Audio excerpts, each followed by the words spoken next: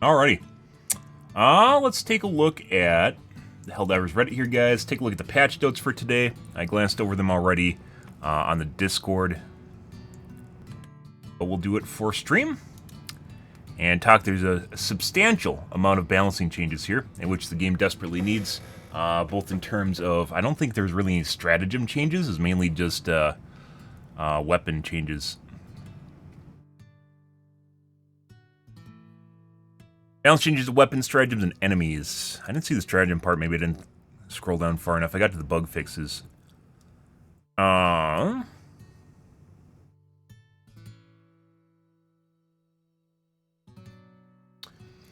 with armor rating above 100 now also reduce damage on headshots. I assume this is on Helldivers and not on enemies. I'm not sure exactly how this works. I assume this is relating to Helldiver armor. And basically the ability for enemies to crit you. Damage has always been really weird. It's not just like instantly you do like 2 times the damage number. It's not a static number. Feels like sometimes enemies will do more damage and then sometimes do a lot more damage. And obviously some of that is crits, but at the same time it also feels like there's some sort of mutator or modifier to enemies in which they'll do more damage in general. Big standout for that is sometimes you'll just get one-tapped by a charger when he charges you. Sometimes you'll get two-tapped by, like, let's say, a hunter, wearing light armor, that is. You'll get two-tapped by a hunter out of nowhere. The game has changed drastically in terms of the mobs and how they function over the course of the 2 months it's been out already. And we've talked extensively about it. Most of it has not been documented, by the way. In terms of either streamers talking about it, which I've talked about basically every change that's in the game, not just ones that are in patch notes, which other streamers have started doing now too, mainly talking about how tiles change in the procedurally generated instances, yeah. And in addition to that, talked about overall weapon rebalancing, which this doesn't really cover this. Big part of the game, once again, we've talked about multiple times, which other people apparently are talking about now, is the fact that if you have items in the game that are not, let's say, they don't need to be min-max perfect, so something that is best in slot, or, you know, it's like a min-max dream, right? It's a wet dream. You don't need to have something that's min-max perfect, but if it is generally an unusable item, it's essentially the same as having an item that you're incapable, like, it's like it didn't even exist. It's not only is it worse than not existing, you can't make a new item for it. You can't just all of a sudden out of nowhere, fucking kick put me in Overwatch 2. You can't even use the item to make a new item. So, like, if you have an idea for, like, let's say you're gonna design a sniper rifle, right? That's explosive, and you already have the Ruptor that's in the game, and you want it, like, the Ruptor sucks. The Ruptor does not suck, by the way. And you're like, oh my god, you know, like, let's make a explosive sniper rifle. Like, you want something to be better and actually have a slot. All of a sudden you have the Ruptor that already exists that competes with it. You can't even use the idea that you came up with in the first place because it already exists in the game. It essentially puts an idea and a weapon or just something into purgatory where it can't actually be addressed or used. Which in my personal opinion is very detrimental, because then essentially you not only waste the idea, you waste the weapon itself, but also the development time to make it in the first place. It is highly detrimental to have items or things that just don't work at all or well at all. And as such, it's why weapon balance is inherently very important, because you can have stuff that, you know, people, not only will it be something, you know, people can use, but also it adds variety to the game, which we talked about. It's one of the reasons I got burned out, is because I'm using the same guns over and over again. Adds variety to the game and makes things more interesting, because you can kill bugs in different ways. You can do different things. Even if it's not min-max perfect and not best in slot, a biz is not a biz. It doesn't need to be a biz, it just has to be usable. And most of the guns, a lot of the stratagems are just unusable. They just aren't good. And I'm not saying like, oh, it's not a Eagle Airstrike, but it's not even in the ballpark. Like a Gatling Barrage isn't even in the ballpark.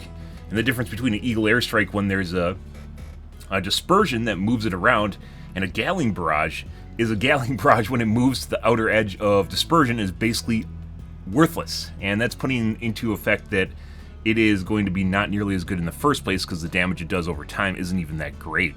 So it changes it from, maybe you can use this ability, you know, every minute and a half or so, 70 seconds or whatever it is. You can use this ability in this one slot as an area denial. All of a sudden it moves over here, or worse yet is when Joel trolls you and it throws it basically 0 degrees forward exactly on your position, which For a while there was a mutator. It is 100% a mutator where it would just, if you had dispersion, it would just move your orbital on top of your face. And it's like, if you have a circle, guys, you have a perfect circle, there's 360 degrees in which something can move away from the center. In addition to it actually moving to the full distance inside. So like it can appear in infinitesimal ways inside of the circle, right? Depending on how it RNGs. But if it always lands 0 degrees right on your face, it is not RNG. And we knew that. We talked about this a couple times. It happened so much that I knew it was not just random luck that was causing it to happen. Because it happened too many times. It happened way too many times. So that seemed to have gotten toned down. Especially after they did the nerf to the debuffs, the stratagem debuffs. So like it's like 25% now instead of 100 or 50 or whatever it was prior. After they did that, it seems as though they toned it down, because prior to me quitting the game like a week ago, stopped playing it, it definitely seemed like the amount of times that I was getting hit by it was next to minimal. It barely ever happened anymore. The same thing with the bots. It might have even happened at the same time. Good morning, Emperador. It might have even happened at the same exact moment that they changed the bots to be more fun. They stopped. It was the big thing we talked about on the stream multiple times, was the fact that the bots would just one-tap you out of nowhere. They do the Star Trooper aim, or Jesus Christ, Space Trooper aims, the Stormtrooper aim.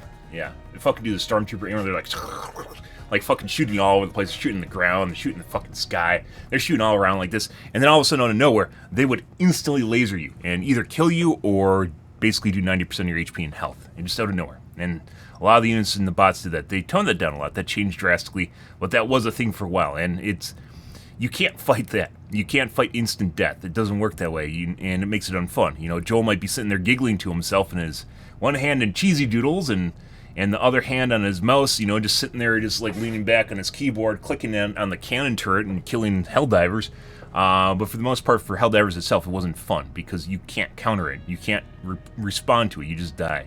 And there is a place to be said, or thing to be said about one-shots being viable, because bots should be able to one-shot you. It should be rare. It should be telegraphed, though. Just like in an MMO, when you die to a one-tap mechanic, the fucking guy, we've talked about this immensely before they started doing this stuff, where you get the fucking, you know, like, let's say you got like a giant, he goes like, you know, he winds up and then slams down on the ground. If you stand there, you're dead, right? And different MMOs will sometimes do it differently, where they'll show like outlines on the ground, they'll show where it's about to hit, they'll make warning sounds, whatever. That's telegraphed, right? It actually has a before and after. The problem is if you got your ice giant or whatever, and he just, instead of doing a wind up like this, he just like goes forward, and goes boop, and just like pokes you and you die. You know, that's basically what's happening for a while on bots, and that's not fun. That was not fun. Yeah, they changed it though. It's definitely different now. Anyways, yeah, that was a big deal, and that got changed. This, we're just completely off in left field. This though, armors with armor rating above 100 also reduce headshot. We were talking about mutators, reduces damage. Yeah, I assume this applies to Helldivers. It doesn't say here, but armor rating could also be what's on bugs or bots. But I assume this is specifically Helldivers. So armors with rating above 100 is basically medium armor, or medium armors with modifiers such as padding or heavy armor or the in-between armors or whatever. Apparently now will help reduce critical damage and specifically headshots, but once I mentioned the range of damage that the same exact unit can do is widely varied. It's not just normal damage and headshot damage. There's all different sorts of levels in between here. And I assume that's also changed over time, not just by mutators or things that affect the units, but just in general has changed over time. Yeah. We'll see, though. How much this matters remains to be seen. This would be an interesting one that you'd have to basically go on the field and test the overall effectiveness of this. This is a pretty big change for armors in general. Victory poses not only play. It's kind of like, by the way, I'm going to point out, guys, that a lot of stuff that we talked about on stream is in the patch notes here. I just want to point this out before we even get started here. While I was glancing over, a lot of things that I said on stream are in patch notes, and I'm not just saying once. We talked about a lot of these immensely. If you want to go back and look at my prior patch note discussions, you can. But a lot of these things we actively discussed on stream. Victory poses will only play for the extracted. No stolen valor on my ship. I said this a couple different times, that it was weird that you got to play your victory pose. You should just sit on the sidelines and clap when people... You should be playing the clapping emote when people extract on the sidelines. I'd agree with this, and I've talked about this as well on my stream. Good. And it's important for me to point this out because I'm a small streamer, but Joel definitely watches my stream, and then, you know, Joel being just a collective term for all of Arrowhead. There's various peoples in Arrowhead that must be Joel being like Negan. Joel has watched my stream, and then occasionally he stops by, he drives up in his Ferrari, and he goes, yeah, that guy's know what he's talking about, and then drives off, you know. What is Farah? Farah is a character in Overwatch. It's not who we're playing tonight, or not what we're talking about right now, though. Or are you just memeing about the lack of a letter? But yeah, drives up in his Ferrari. It's like, hey bud, how's it going? Yeah, this guy knows what he's talking about, and he drives off. That's why I have him on my flip phone speed dial, guys. But let's go into this, guys. Exploding crossbow. We talked about this. Tried using it a lot. It does not work on bugs. It works on mainly works in bots. Yeah, Farah from Overwatch. No, that's we're gonna be going to Overwatch after we cover the patch notes for Helldivers 2, which we're doing right now. That's from talking about Overwatch. Exploding crossbow. We talked about it quite a few different times. The exploding crossbow definitely needed something, and when I was using it, it does not work against the bugs. The reason for that is because the small bugs move so fast, and the big bugs it doesn't do anything against. Like the small bugs, they'll get up next to you, and then you'll start hitting yourself. There's a ginormous fucking hitbox on it, so if they're anywhere close to you, it'll hit you. It doesn't really do a lot of damage, but it knocks you over, and that basically means you're about to die. Good morning, Edwin. It means you're about to die. So the exploding crossbow needed something, and we talked about this. It was the main criticism I had with the exploding crossbow, which is not what they changed here. The main criticism I had for the exploding crossbow was the fact that it has an accuracy. I'm not talking about the damage drop-off. The damage drop-off, I'm not talking about the projectile, you know, dropping over distance. I was talking about if you fire this in a circle, it will hit. It has an accuracy issue where it will not hit dead center with drop. It will hit all over the place.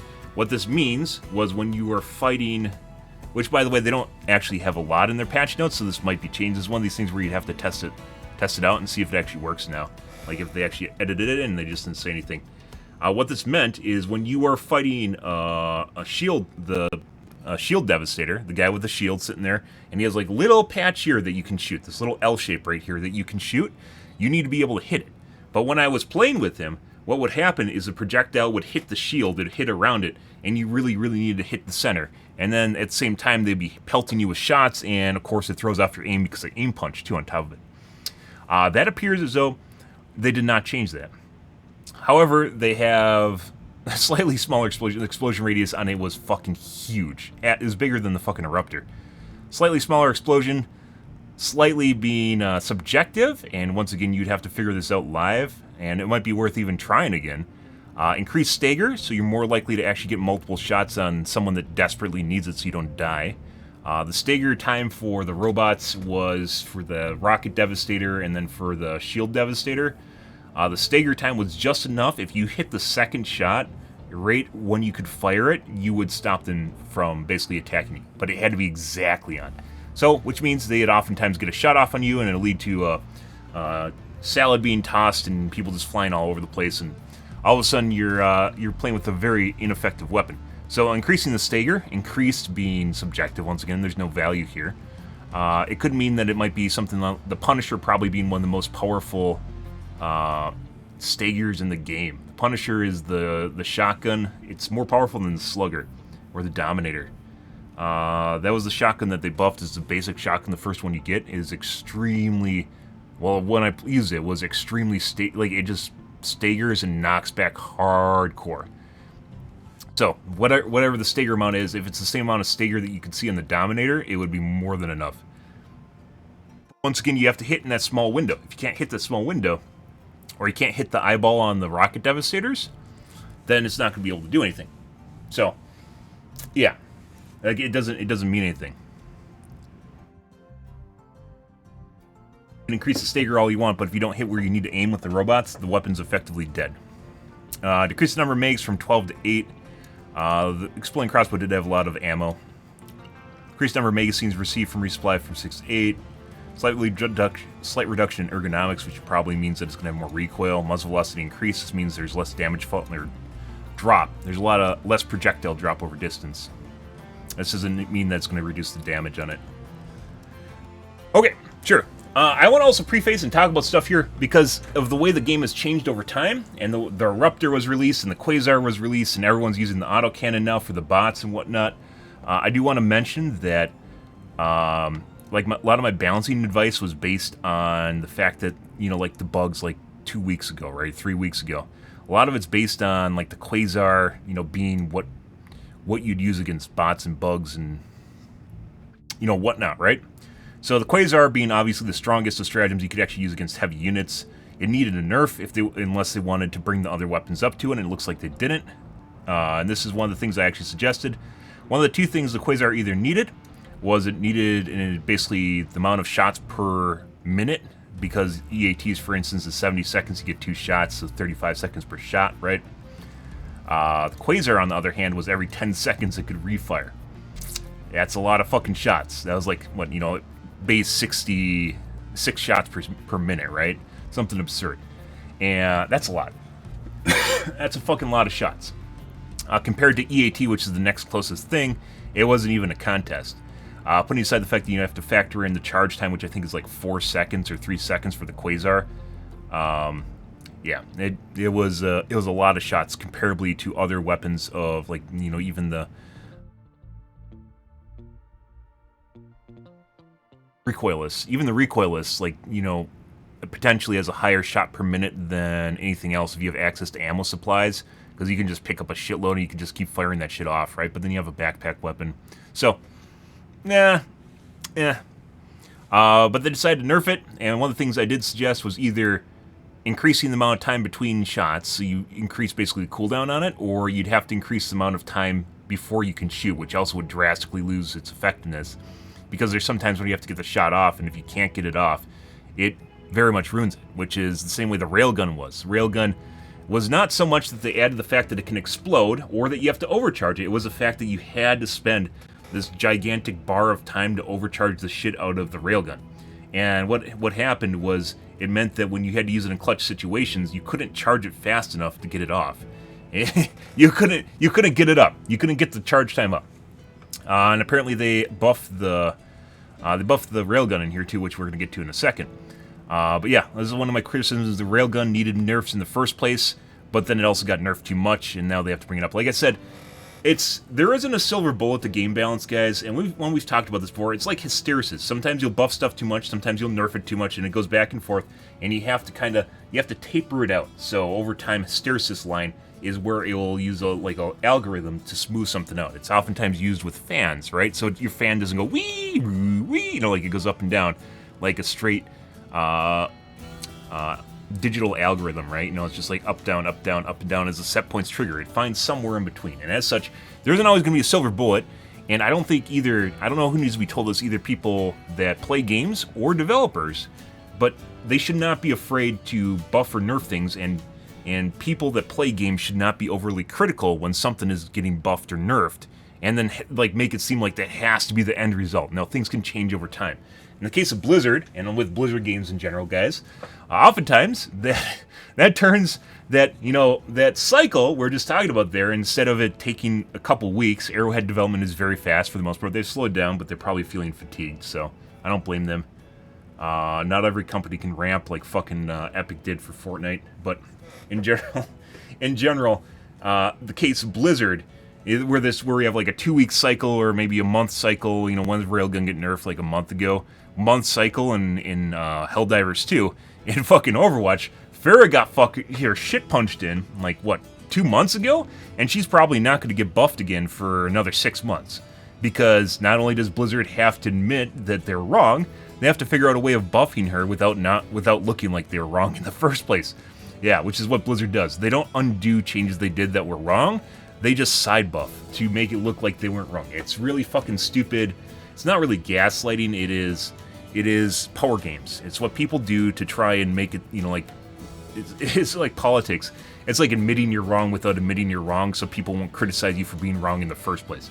It's really fucking stupid, because in the case of video games, or development, or just programming in general, stuff moves really fast.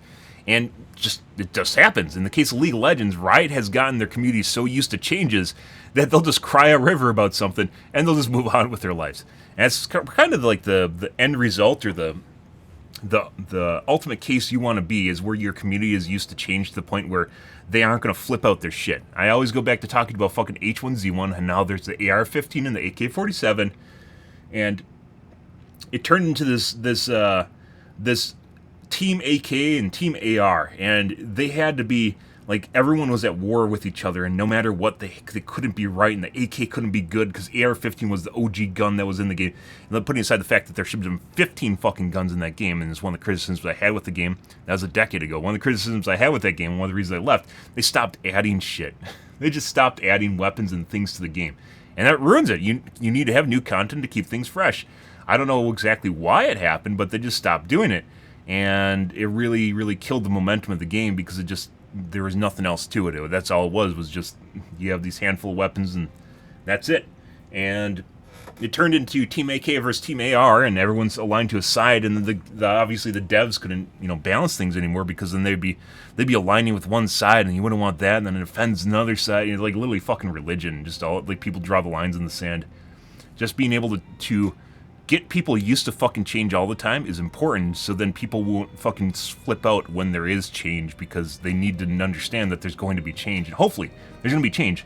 Otherwise it stagnates. Not every game can be Counter-Strike, where people will play it for 20 years after the game's released, because all they want to play is Counter-Strike, Like, some people just want to do that. They just want to play that one game. And developers should not, even though it's kind of like a wet dream to, like Valve was just sitting there on their lawn chairs drinking their margaritas, that's definitely not what most people want when they play a game. And as such, a game can't really turn into that, because then just they lose interest and people quit. So it's always going to change. But in this case, the Quasar, this is basically essentially increased the shots per minute by 50%, putting aside charge time on the weapon, which I think is like 3 seconds, and you can figure this out with a calculator or whatever. But essentially, it goes from a 10-second cooldown to a 15-second cooldown. That's substantial. It's still not enough to obsolete the EAT, but it might also leave room open for recoilless to actually mean have value, that's good, because now all of a sudden we have a weapon that might be room-only viable. That being said, the Quasar, when you use it against certain units, it wasn't really exceptionally good against bots, and against bugs, I think it was good enough. And eventually we got to the point where there's so many bugs that it didn't really matter, and I don't know. It really depends, because the balancing for the bots and bugs has changed immensely, unrelated to it's almost like two different departments here. This is a Helldivers 2, so the divers themselves. This is a balance mainly for divers, and then of course the balancing for the bugs and bots always changes. It's always changed since launch. People that think it's only when they announce it are full of shit. It's always changed. They've added attacks to attack lists, which we talk about every time we see one. They've added attacks to attack lists. They've added new ways that units will approach you. They added new logistics. They added new spawning mechanics. Everything constantly changes with the bugs and bots, and they don't tell you. And they have a way of doing it. I don't know how. They have a way of doing it without updating the game. It's like the game actually receives like a manifest from the server or something as far as how the bugs are supposed to interact with you, because it definitely changes. It changes all the fucking time. We've talked about it. It's not just random. It definitely just always constantly changes. Every time, prior to Reddit flipping out and the Charger getting its ass nerfed because, oh my god, I'm in fucking Diff 5 and the Charger appears and I can't kill it, because they have no idea how to kill the goddamn thing. And obviously it's unstoppable Titan if you don't know how to kill it and you just run around like a chicken with your head cut off. Prior to the Chargers getting nerfed, they had all different sorts of attacks. They just kept adding attack lists to the thing. They made it like a mini-boss, which I wasn't against, by the way. I thought it was fun. Because the Chargers had they had a fucking charge. At one point, Joel tested all... Joel, being Negan, Joel tested all different sorts of things on our stream, and there's a lot of stuff I didn't see on other people's streams, but we definitely saw it here. The Charger did not start out with nearly as many attacks as it ended up with. They toned down the number of attacks and kind of attacks. They added in the ground pound, where it goes like roar and like hits the ground. They added in the butt bump, where it goes boop when it hits you next to you, which Does all different sorts of weird shit. That one day, every time you got hit by the charger, it just broke my legs. That would happen for a single day, and it happened so much that I knew it wasn't fucking random. Every single goddamn time I got hit by a charger, it broke my legs, which means it just ate a med kit. Yeah, so it was a pretty good way of whittling down survivors if they just run out of med kits because they have broken legs. And broken leg means you can't run, and if your chest gets hemorrhaged, you can't regain stamina. So it essentially means you have to use a med kit or you die. More or less means you have to use a med kit. Yeah, charger had all different sorts of fucking weird shit. The charger would sometimes do a charge, and it would stop, and then it would do, like, a momentary fast charge. Sometimes that can be lag, but I've seen times where it wasn't the case, where it didn't just lag out, it stopped, and then it would fast charge at you, like, half the charge speed. And then there's other times where it would do a slow charge being, instead of charging at you, it would run. It would, like, walk fast. It'd walk faster than normal, at about maybe 50% faster than normal walk speed, and then it would just keep coming at you. You could outrun it, but eventually you just run out of, and then it would do a ground pound. You just eventually run out of stamina. Whether or not it's bugged or not, I don't know, but it happened a lot. And this happened a lot of different times throughout the game's history, like Charger being one I'm very familiar with because they're so prominent, right? They're just one of the more prominent enemies, like Bile Titans.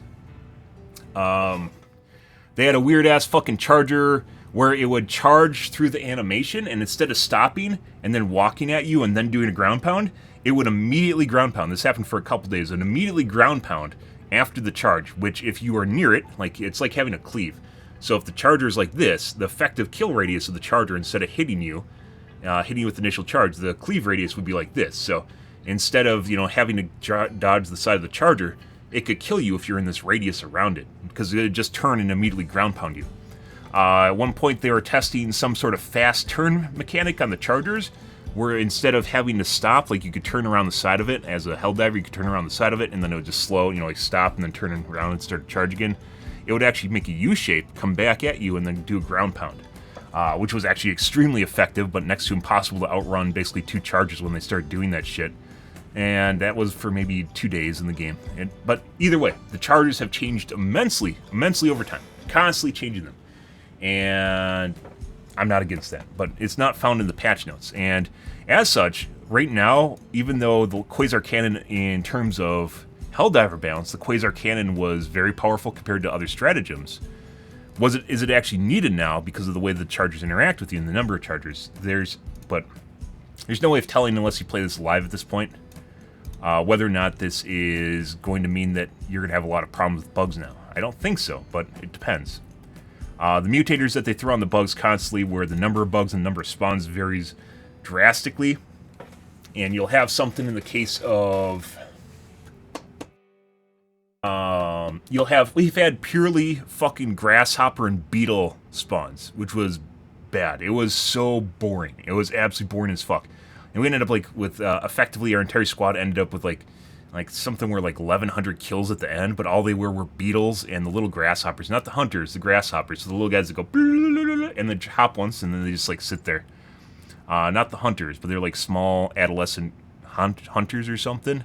They fly. It's just beetles and those things, and it wasn't enough. Where in order for that to be effective, you have to do what was the fucking Egyptian mummy, the mummy, where you have just a fucking wave of you have a wave of beetles coming at you. Is the only way they could be effective because they're just way too easy to kill. They'd have to overwhelm you with numbers, but there's never enough to do that. And that kind of goes into the spawning mechanics in the game, which we talked about before, where there's only basically one place that can have a bug hole at once. I don't know if that's CPU limited or if that's intentional, but basically, if you have multiple Helldivers in multiple different locations, all of a sudden you run into a case where you can't have basically multiple assaults happening simultaneously, and it makes things a lot easier for certain Helldivers that aren't near them. And you can have one guy corral them. Bots are a lot more difficult to do because they have basically the bot drop happens once and then it's over. It's bot drop happens in 30 seconds and it's done. Where the bug hole's open and they're open for 3 minutes or something where they just run at you. The bots, on the other hand, drop bots in fucking 30 seconds, and then they're all dropped and they're all there. And that means that the refire, so the reability for the resupply of enemy reinforcements for the bots is much higher. They can easily overwhelm you, and that's putting aside the fact that they can do that anyways. It makes it very, very difficult to deal with sheer numbers of bots. But that's another just issue in general of the game. So I don't know. It's gonna, whether or not this is gonna matter, remains to be seen. This, in terms of balance, needed to happen for the Quasar was just much better than all the other anti-heavy stuff in the game. I'm gonna have to look up the weapon names because I know what the guns look like and I've used them, but I don't remember the full names. The Adjudicator is the heavy assault rifle, which I used exclusively as a heavy assault rifle. I do remember this one. This is the heavy assault rifle. I specifically called it the heavy assault rifle, even though it was labeled as a DMR. And we went on a long rant and talked about this, how even if an item is in a different category, it doesn't matter if it walks like a duck and quacks like a duck, but it says it's a pig. You know, it doesn't matter what Joel says it is. It's basically using a duck as a duck. That's what it comes down to, right? And in the case of the Adjudicator, it was a heavy assault rifle in my eyes, and it's how I used it. I never used it on semi-auto, and I barely ever sniped with it, because it actually kind of sucked at that, which was true. But on full auto, it was a pretty good heavy assault. It was very, very DACA heavy. It's very, very DACA heavy. It's a lot of fun to use, because it's basically like a heavy assault, just you know, when you're using that fucking thing, it's fantastic. I enjoyed using it, even though it wasn't as good as other weapons. It was fun to use. So we used it a decent chunk until I started using the Ruptor at the end there, because apparently it wasn't getting nerfed, and I thought that was an opportunity to show people that it was broken as shit, which it was. But now, they basically did that. They did exactly that, which we talked about quite a bit on stream. It is now full auto mode as default fire mode, as it should have been in the first place. They reduced the recoil, and the recoil on it was very chunky, but I think it was manageable. They increased the mags, which is another issue I had with the gun, which is it just didn't have enough ammo. You always ran out of ammo. They increased the mag size. Increased magazine from resupply, which is good. Which max, this is just quality of life for this, obviously. And now placed amongst assault rifles. As it turns out all along, guys, the Educator is actually a heavy assault rifle. Mind blown, right? But it also has a scope on it, which makes it kind of fun. So you can actually occasionally kind of snipe with it. The big problem with it, though, is it's not very effective against bots. It works against bugs, but it doesn't work against bots at all. The penetration on it doesn't seem good enough, so you can't pop heads. I don't know why, but you can't really pop heads at all. It doesn't work. So I don't know if there's some breakpoint that this thing needs to cross in order to do that, but the penetrator, the normal Liberator penetrator, is actually better than this against bots. So it might still not be effective against the bots. It's one of these things where you'd have to try it. Maybe it was a recoil issue and this might fix it. You'd have to try this out. But overall, very good, and this needed to happen to the Adjudicator. Laser Cannon. Laser Cannon, also pretty good. I'd say it was a pretty good spot. I don't use it at all, but I think it was in a pretty good spot. I did use it after it got buffed. It's pretty good. It's just I chose to use a Quasar because you can't peek with the Laser Cannon. So when you're playing against bots, and you can peek out right as you're about to fire, you can't do that with the Laser Cannon, and that's a pretty big deal. When you're playing against the heavy devastators, the guys with the shield, or the rocket devastators, if you peek out there and you sit there and go bzzz like that, you know, you have to sit there on target, and that gives them plenty of time to shoot back at you, and that's more than enough time to toss your salad, and then you're fucked. So, while it is good, one of the reasons I didn't use it is because you couldn't jiggle peek with it and actually stop from just instantly dying. Slightly increased damage, slightly reduced damage versus large volume bodies. So this is making it less effective against the fatties, I believe. Once again, one of my 17,000 upvoted posts on Reddit, where we talked about the laser cannon, I think they missed the mark on this, which is the fact the laser cannon should just do increased damage the longer it's on target on a specific spot, which someone went and took and turned into a Reddit post. So there you go, which we actually talked about it quite a bit before that happened, including in my patch videos. If you guys are curious about that, it's there. So yeah, they went and took that and turned it into a Reddit post, and it got 17,000 upvotes. Which I still think is a good idea, and not just for the laser cannon. I think it should apply to all laser light-based weapons, is changing how... Let's go with the triad. Let's go with the triad here, because triad just sounds cool, right? You have ballistic damage, you have rocket damage, and you have laser damage. You have light-emitted damage, right? So you have 3 different damage types. How they apply to each of the character, or each of the enemies, would change which weapons you use against what, and how you choose to damage them. So you could have a ballistic thing where you're poking the eyeball, right? It's all about shooting the slit, poking the eyeball, poking the hole, you know, all different sorts of innuendos for there. And you have the explosive, which is about hitting, you know, maybe the squishy parts. So shooting the pooper on the Bile Titans, or on chargers, shooting the charger and the pooper, which autocannon kind of does. It's not really penetrative as much as it just as much as it's about the explosive damage on it, so shooting the pooper. And these things are kind of in the game right now, but not really, and not really in the form that I'm talking about. And then, of course, you can have units that it might actually have resistances to it, depending on what kind of armor they have or what different sorts of ways. This is basically like from Mech Warrior. Mech Warrior was basically a triad game where it had 3 different weapon types, where it had laser damage, basically rocket damage, and then ballistic damage from autocannons, right? It's kind of the same thing. And how they interact with the characters or with the mechs would change based on this. So you have something that's more about shooting squishies and obviously would work well against crowd clear, right? So against small units. You have a third one, which is more like the first one, but it's not the same, where it could actually, even without having access to the poking the hole, poking the slit, sticking in the hole, you know, one of those things, you can create your own hole, or a prolonged period of time will create basically stress on an area. So you can effectively create your own weak spot with a different kind of weapon, and it might work against, you know, enemies that might be more well armored, or maybe they're less likely to aim at you, or maybe you will have an off angle most of the time, so you can't actually get in can't get in the hole. You know, there's cases you can make for all 3 of these things where they might be effective against certain things and not against others. And then, of course, you can add other things to them too, like refire rate or whatever. But right now, basically, this game comes down to basically 2 different types of damage, which is explosive and hole poking, like, and penetrative, I guess you could say. Armor penetrative. There's all different sorts of ways you could tweak this, but it's more easily understandable if you have, like, real life or reasoning mechanics behind them, right? In a case of laser cannon, I still think that they could have done basically like making your own hole. You can make your own slit to shoot if you wanted to. Visor, obviously, right? Your own visor to shoot, depending if you're on target and on that target, and you have to stay on that target, and it creates a weak point, which was turned into, once again, a 17,000 upvoted post on Reddit. I still think that's good. The Punisher Plasma has always been meta, basically since the game released, and I didn't really think it needed a nerf. It kind of fell out of favor just because there's other things to use, and everyone was using it, so I don't really use it, or I didn't really use it. Mainly because it was just meta, and it wasn't fun because it was meta. And I really didn't think it needed that much of a nerf, but I guess the developers did, and it was a very good gun. Decreased mags by 12 to 8. The gun itself already had problems with ammo, and this is going to make it even more strained on ammo supply. That being said, the game has changed drastically since launch in terms of the amount of ammo you can find on the ground. So this, in general, means even if you're going to have less mags, you can still find mags for it. So maybe this isn't even bad.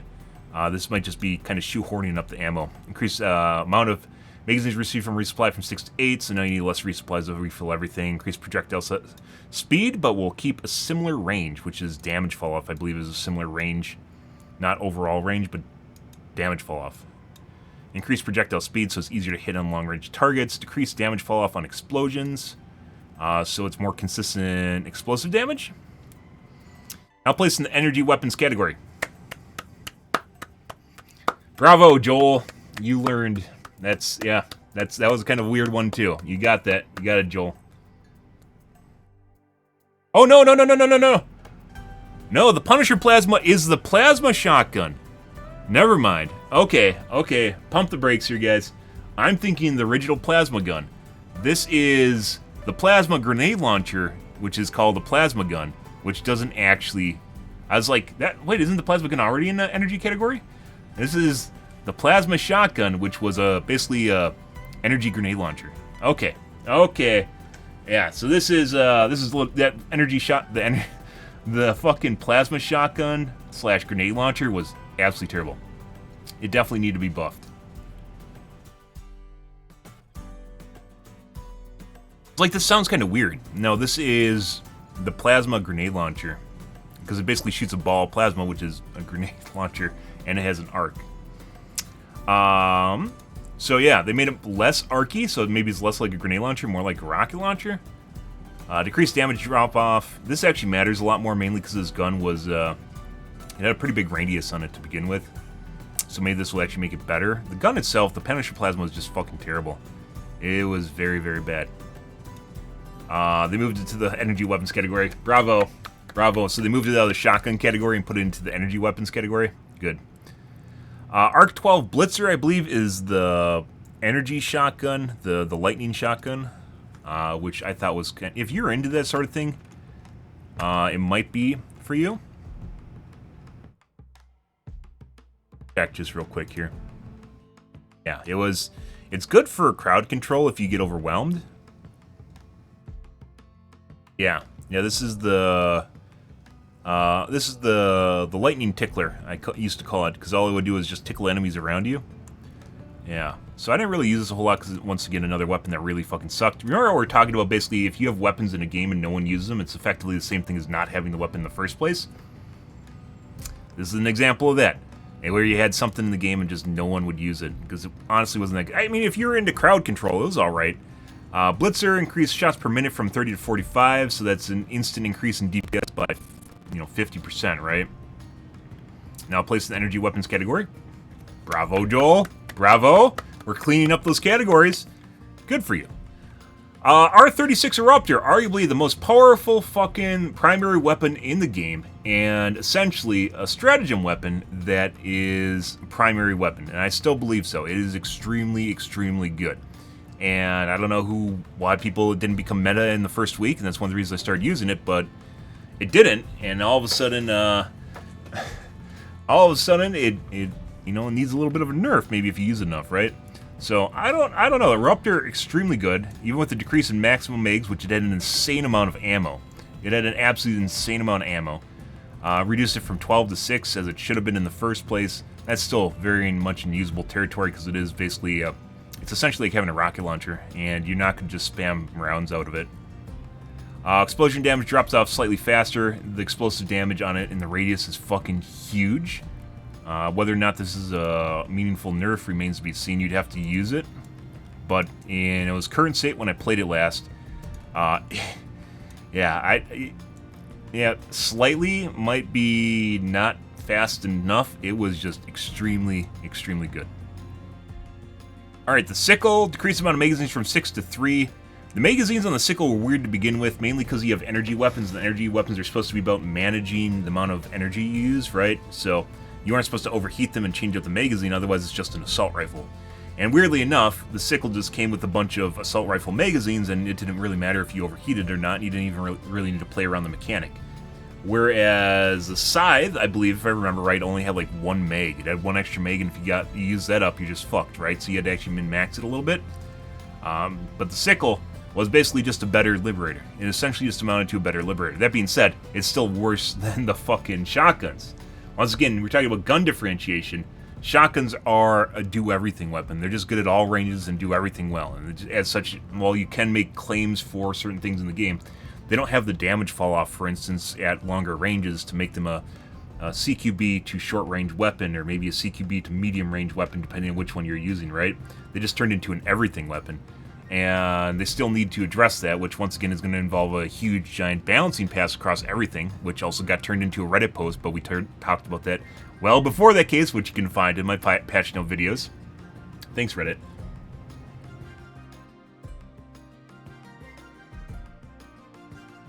But the sickle is basically just a better assault rifle, and what might even be better than this is they should redo how fast the energy falls off on it and make it like a ramping curve.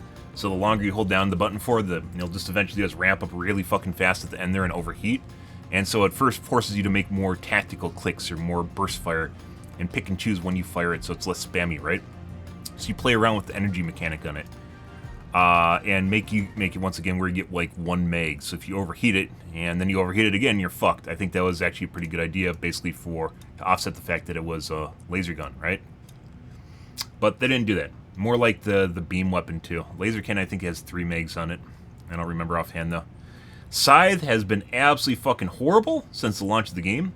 Increased damage from 300 to 350, that's not going to make it good. The Scythe just sucks a lot. It is really, really, really bad. It's not even about the damage ramp up. Even when you ramp it up, it just doesn't do a lot of damage. It's just really, really bad. So, like, they can make it where it ramps up in a linear fashion or ramps up, logarithmically, and play around with the curve a bit to make people kind of fiddle with it. People like piddly stuff. They like playing around with stuff that's kind of intricate in nature, as opposed to just using a liberator. That being said, you have different strokes for different folks, right? You have a liberator, which is just a straight up assault rifle. You have stuff with no mechanics on it. It's just straight to the point, right? And then you have stuff where maybe you can play around with it a little bit, and it gives people the opportunity to min-max it, and in their mind have a little bit of autonomy, or what's another word for autonomy? self-actualization in the game where it feels like you actually have control over what you're doing and making things better. People like stuff like that. So in the case of the energy weapons, you can actually use it and make it into a mechanic if you want to. But as it stands, I don't think this is going to fix the scythe at all. And sickle, this is still not going to make the sickle stop being useful. Everyone's going to keep using it. And it doesn't play around the idea that, like, the way the sickle was balanced in the first place, it kind of just encouraged you to overheat the thing and then just not even play around with the energy mechanic on it. So that needs to be addressed in order for it to make the sickle something different, right? As opposed to just a better Liberator. Liberator is the basic assault rifle, by the way, that you start with in the game. Railgun. Railgun needed buffs. We've talked about that quite a bit. Even though they nerfed it and it needed nerfs, it needed to be buffed again. Instead of reducing the time it takes you to go from 0% to explosion, they just increases the armor pen on it, which they can do, but I think actually the better case for this, once again, is literally just making, or you're just going to end up back in the same place you were before, which is you just make it really effective at lower charge levels, which is the same thing as decreasing the amount of time it takes you to charge from 0 to explosion, right? It's the same thing. It's just instead of having to get right here to make it really effective, you now only need to get to here, which also decreases the charge time, right?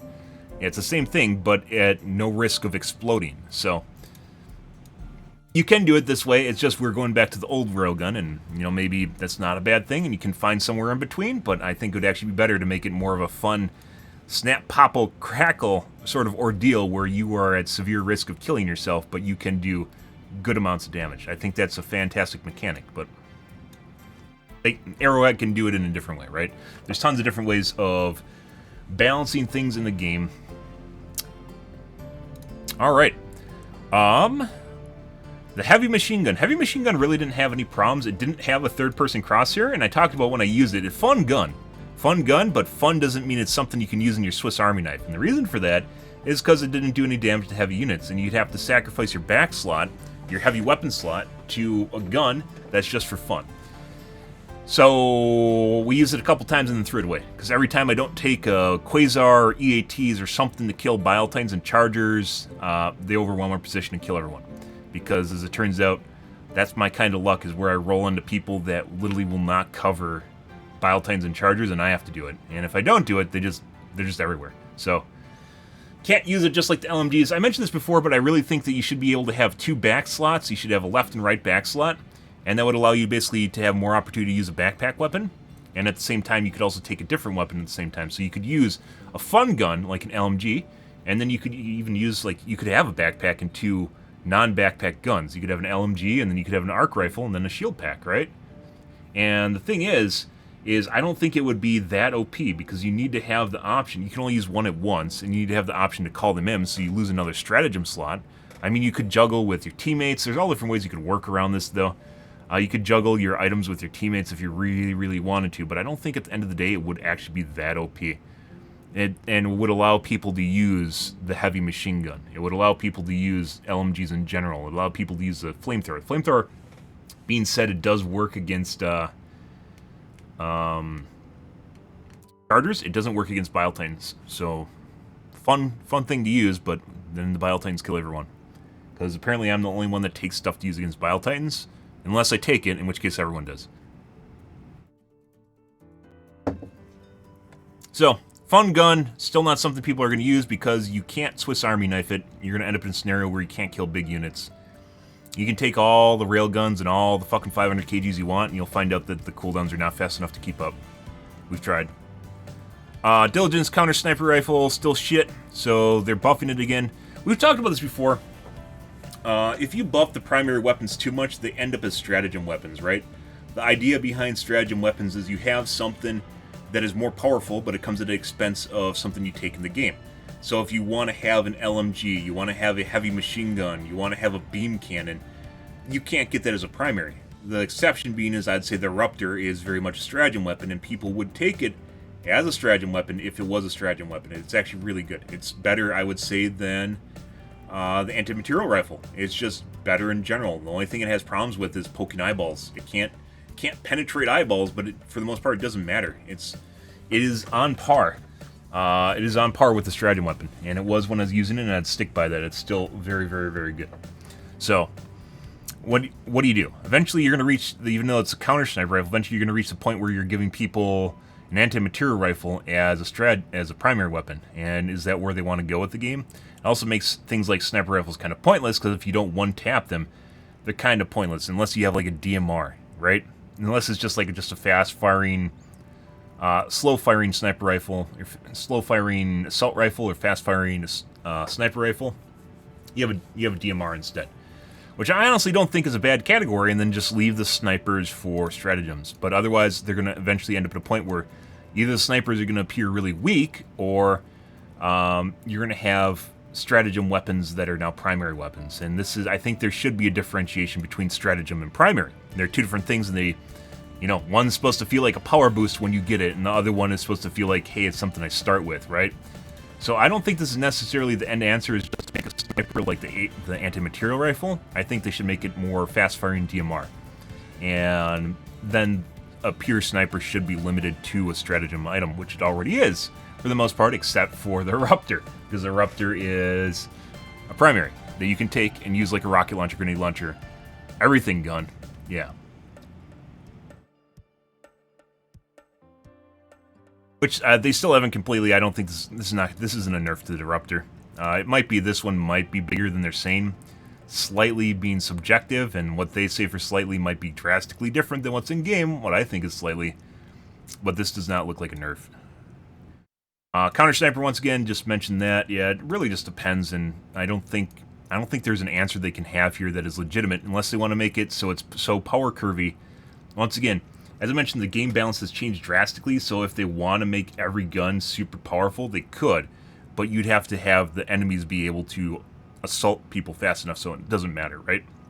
You have to make more powerful enemies, where that doesn't happen. And then, arguably, do you want this game to be progressive based, like an MMO, where every warbond comes out, replaces the prior gear, and it's a gear escalator, as it's called, a gear escalator, or at least in World of Warcraft, it's called a gear escalator, where you just basically every expansion, every content patch, it just raises you up this gear escalator, and then a new expansion comes out, your gear right now just goes whoop like this, and then you have to climb the gear escalator again.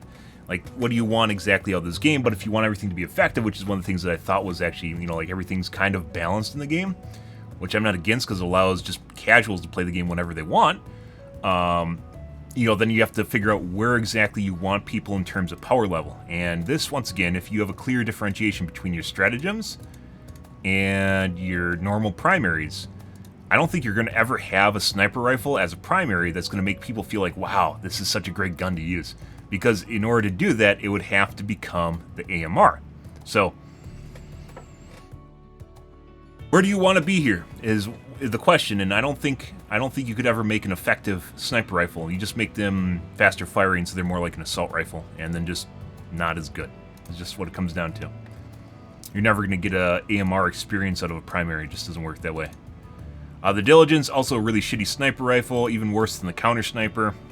I guess they buffed that a little bit. Once again, I think they should actually just be DMRs. I don't think people will ever be happy with this till they are the AMR that's in the game, the anti-material rifle. They won't be happy with any of these until they're the AMR, just because of the nature of the way sniper rifles should be. You just don't give people snipers. You make them anti-material rifles, or you do something fucking weird where they have to like lay down on the ground and deploy it. You could do, you can balance anything. You want to give people an AMR, but it's not an AMR. You make them have to fucking sit there and deploy it, or the fucking ergonomics on it are absolutely horrible. Yeah, you could do a lot of things to balance it out. Just be aware you're going to have to give people a miserable experience. From pros and cons to everything, right? You have to give people a miserable experience to offset the power curve that they're going to get. So, yeah. The Redeemer. Slight increase in recoil. What was the Redeemer? I think that is the SMG sidearm. Yeah, the machine pistol that I have on single shot, and I use it effectively like... I use it like the single shot pistol, because it basically is just a single shot pistol with the same damage in a bigger magazine. Yeah. Yeah, hey look guys, here is the SMG that is just better than all the other SMGs that I legit use like a normal pistol, even without using it on full auto, and it just has the option of full auto. Yeah, that probably needed a nerf. It probably needed a fucking nerf. And slight increase in recoil is not going to do it. Either that or they have to buff the other pistols. And there's one pistol in general that's really bad. It's a laser pistol. It's horrible. I believe we calculated it out, and it had like an eighth of the DPS of the Redeemer. Like, damage per second was an eighth of what the Redeemer is. So, yeah, I don't know what planet they're balancing things on, but it was not good. Peacemaker, I believe, is the normal pistol. Hey, look, they buffed it. They buffed the damage by 25%. That might be worth using over the Redeemer. That being said, it only takes like 1 to 2 shots to kill things with the Redeemer, the small fry. So, is a 15, like, we reach breakpoints once again where you just one-tap a small unit, right? That's a breakpoint. And if you have to multi-tap them, then it's the same thing as not being one-tapping in the first place. It's just like on or off, right? So, in the case of the Peacemaker, even if you buff the damage by 25%, how is this going to impact the game? Maybe this is a breakpoint, and maybe this will one-tap small fry, and where the Redeemer has to two-tap them, maybe this will make a difference. And this, actually, you could change this, and you could make it matter if the mutators on health pools, I'm very certain are a thing in the game, were more varied. So certain units will take more shots than other units will, just by nature. They have different health pools, right? So there isn't a breakpoint anymore. It muddles the water on breakpoints, and then turns it more into an average of units and your effectiveness over units, as opposed to something where I can say, written in stone, that it only matters so much, right? So, is this enough to offset the Redeemer? You'd have to test this in game because you don't know health pools and you don't know the mutators on the units. Is this enough to offset the difference between the Redeemer or not? Don't know. Maybe, but probably not, I would say. We'll have to see. Senator is the fucking Magnum, which has always been lackluster, mainly because it takes forever to reload on the thing, which they changed. And I didn't suggest this, but it is a very good idea, which is a speed loader. And they increased the damage from 150 to 175. This does more damage than some of the fucking snipers. Remember what I said, guys, about not having an effective sniper? Don't turn pistols into fucking snipers either. This is really fucking stupid. Like, Counter-Strike started this shit, and then Call of Duty also started doing this shit. Don't make pistols into snipers. I think it's a really dumb idea. They should go bloop. So, while it does do damage up close, if you shoot something that's like short to medium range, and it doesn't need to be real life, by the way. This does not need to be realistic, which I'm pretty sure it's not realistic at all. Because if you have a 50 caliber Desert Eagle and you have a 50 caliber Barrett, which is, you know, the anti-material rifle in most games is a Barrett, a 50 caliber Barrett, right? They both shoot 50 caliber, which is basically the width of the bullet, but a 50 caliber for a Desert Eagle is like a giant. It's like a giant 9mm, and the 50 caliber for the Barrett is like literally like something you'd find in a machine gun. And it is literally something you'd find in a machine gun, right? Like a Browning. It's fucking huge. And literally different ergonomics and different ways they play. And once again, it does not need to be balanced perfectly to real life, but a 50 caliber Desert Eagle is not going to be the same gun as a 50 caliber Barrett. And just because of the way the ballistics work on the guns themselves, the size of the barrel, and basically the fucking kind of projectile it's firing in the first place are just drastically different. So, you know, like, even if you talk about real life, it's not effective in real life. You start getting up to, like, medium range, whatever medium range is for you, with a Barrett, or with a Desert Eagle, so a really big hand cannon, which a Senator, there's all different sorts of hand cannons, like a 44 Magnum would be close to somewhere around a Desert Eagle, right? You start getting out to a 50 caliber in terms of a Desert Eagle, and, you know, arguably, you know, gun aficionados will probably tell you that it's a fucking dumb idea to have a 50 caliber in the first place, because the Desert Eagle makes a 357, which is slightly smaller, but it's still very punchy, and at the same time is just much easier to handle, right? Desert Eagle, in terms of real life, is actually just a really terrible gun, because it's, it literally is a hand cannon. And as it turns out, whether or not it breaks your wrist doesn't really matter if you can't get it on target, and you can't hit it on target, and it's also extremely heavy, right? But putting that aside, talking about in-game balance here, I think it's a really bad idea to turn pistols into snipers. And, you know, putting aside how shitty the primary snipers are in the first place, this should really have, like, all SMGs, unless they're all pistols, unless they're something very specific, should have really high damage fall off. So they should go maybe to short range. They go bloop like this, right, at short range, and that's it. Because of the size of the barrel, you can make up whatever bullshit story you want to tell yourself. But in terms of realism, size of the barrel is going to matter a lot, and then accuracy is going to become a factor. So you could either offset this with accuracy or size of the barrel. So while it can do 175 up close, which would actually be very fantastic for weapon differentiation, because you got a goddamn what are they even called? The fatties, the brutes. You get a fatty fucking walking up to you with his flamethrower, and you whip out that fucking, you know, Desert Eagle, or I guess in this case more of a 44 Magnum. You whip out that 44 Magnum, and you pop it in the eyeball and it dies. That feels fantastic, right? Right when it's about to kill you. But you can't just sit there at long range going, pew, pew, pew, and like one of these things and it's being 100% accurate. I think, once again, pistol balancing for Call of Duty and Counter-Strike is dumb, and Counter-Strike is not a game you want to duplicate in terms of weapon balance. It's fucking horrible. And the only reason it stood the test of time is because people liked it and it took off. It's not somewhere you want to be. It's not balanced at all. They tried to balance it. I don't know if you guys remember. If you're a bit older, you probably do. At one point, they made it so the guns had a market in source, in which case the guns that are used the most would cost a lot more. They'd go up in price, and people eventually just, CVAR'd that out. But at one point, they'd have a market price, so in-demand weapons, you know, instead of changing the gun balance, they just make things cost more, and people flip the fuck out about it. It didn't even touch the weapon balance, instead it touched the weapon economy, and people flipped out about it. The guns in the game are not remotely balanced in any way, shape, or form, and the game's barely balanced. It just comes down to the AK and the M4, and then maybe throw in a fucking sniper in there, and then you got your econ runs, and that's pretty much it. Yeah. But, making pistols into snipers, I think, is really fucking stupid. The whole meme of one digs, it's Counter-Strike. It's not something you want to duplicate in a game. But the difference being is if it goes bloop like this, you know, I don't see a problem with that. You had a 175 damage where you get the burr, burr, burr, you know, like running up on you, and you just pop it in the eyeball, it's dead. And then, you know, it's a little bit further away, you just go keep poking it, and it's like, and then flamethrowers, you know? It'll teach you the range of the weapon, but at the same time, it'll still feel clutch and still feel like it's kind of a meaty weapon, right? But a lot of games do not gun differentiate properly, which we've talked about extensively in Helldivers 2, prior to it ever becoming a 17,000 upvote post, prior to other streamers talking about it, which you can find in my balancing videos on Helldivers 2, which I'm going to keep talking about because they've become a thing at this point, not that people know where it's coming from, but other people have picked it up. I'm going to keep pointing it out where it's coming from in the first place, because no one's going to toot my whistle for me. You know, something like that I don't think is terrible. Just having gun differentiation isn't bad, and pistols should be the clutch. You know, it's when your primary is out, you pull it out, or something where you need a supplemental weapon.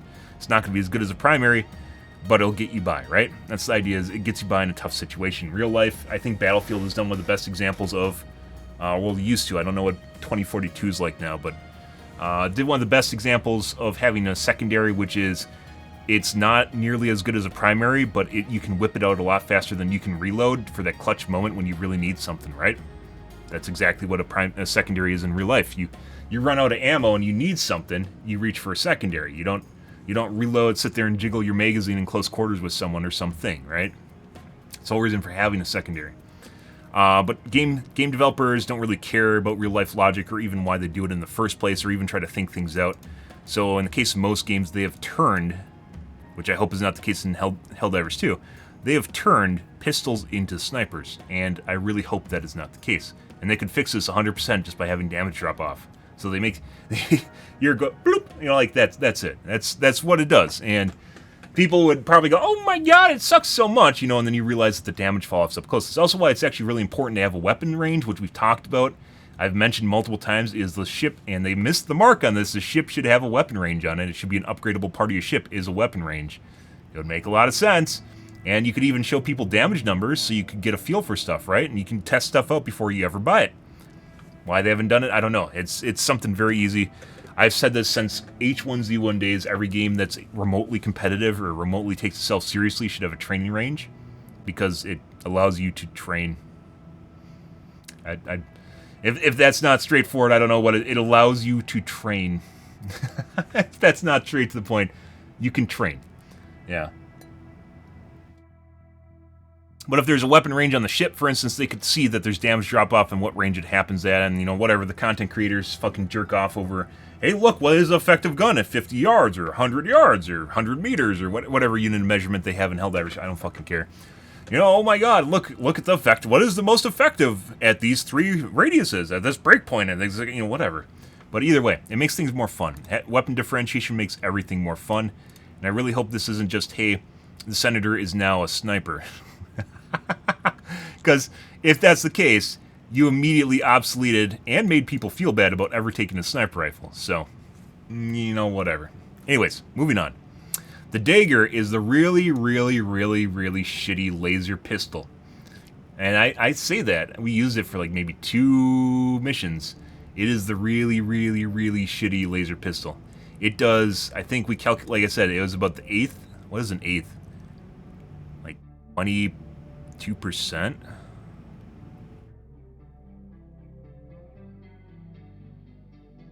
No, like 18? 12. It's 12%. It does like an 1/8 of the damage of the Redeemer. And it's a sustain. This is apples comparison here, guys. This is a sustained fire SMG. This is a sustained fire in the purest sense laser gun, and it does horrible DPS. So 150 to 200 is not going to fix the gap that was in the game, and this is not damage per shot. This is damage per second, I believe. Yeah, damage per second, I'm pretty sure.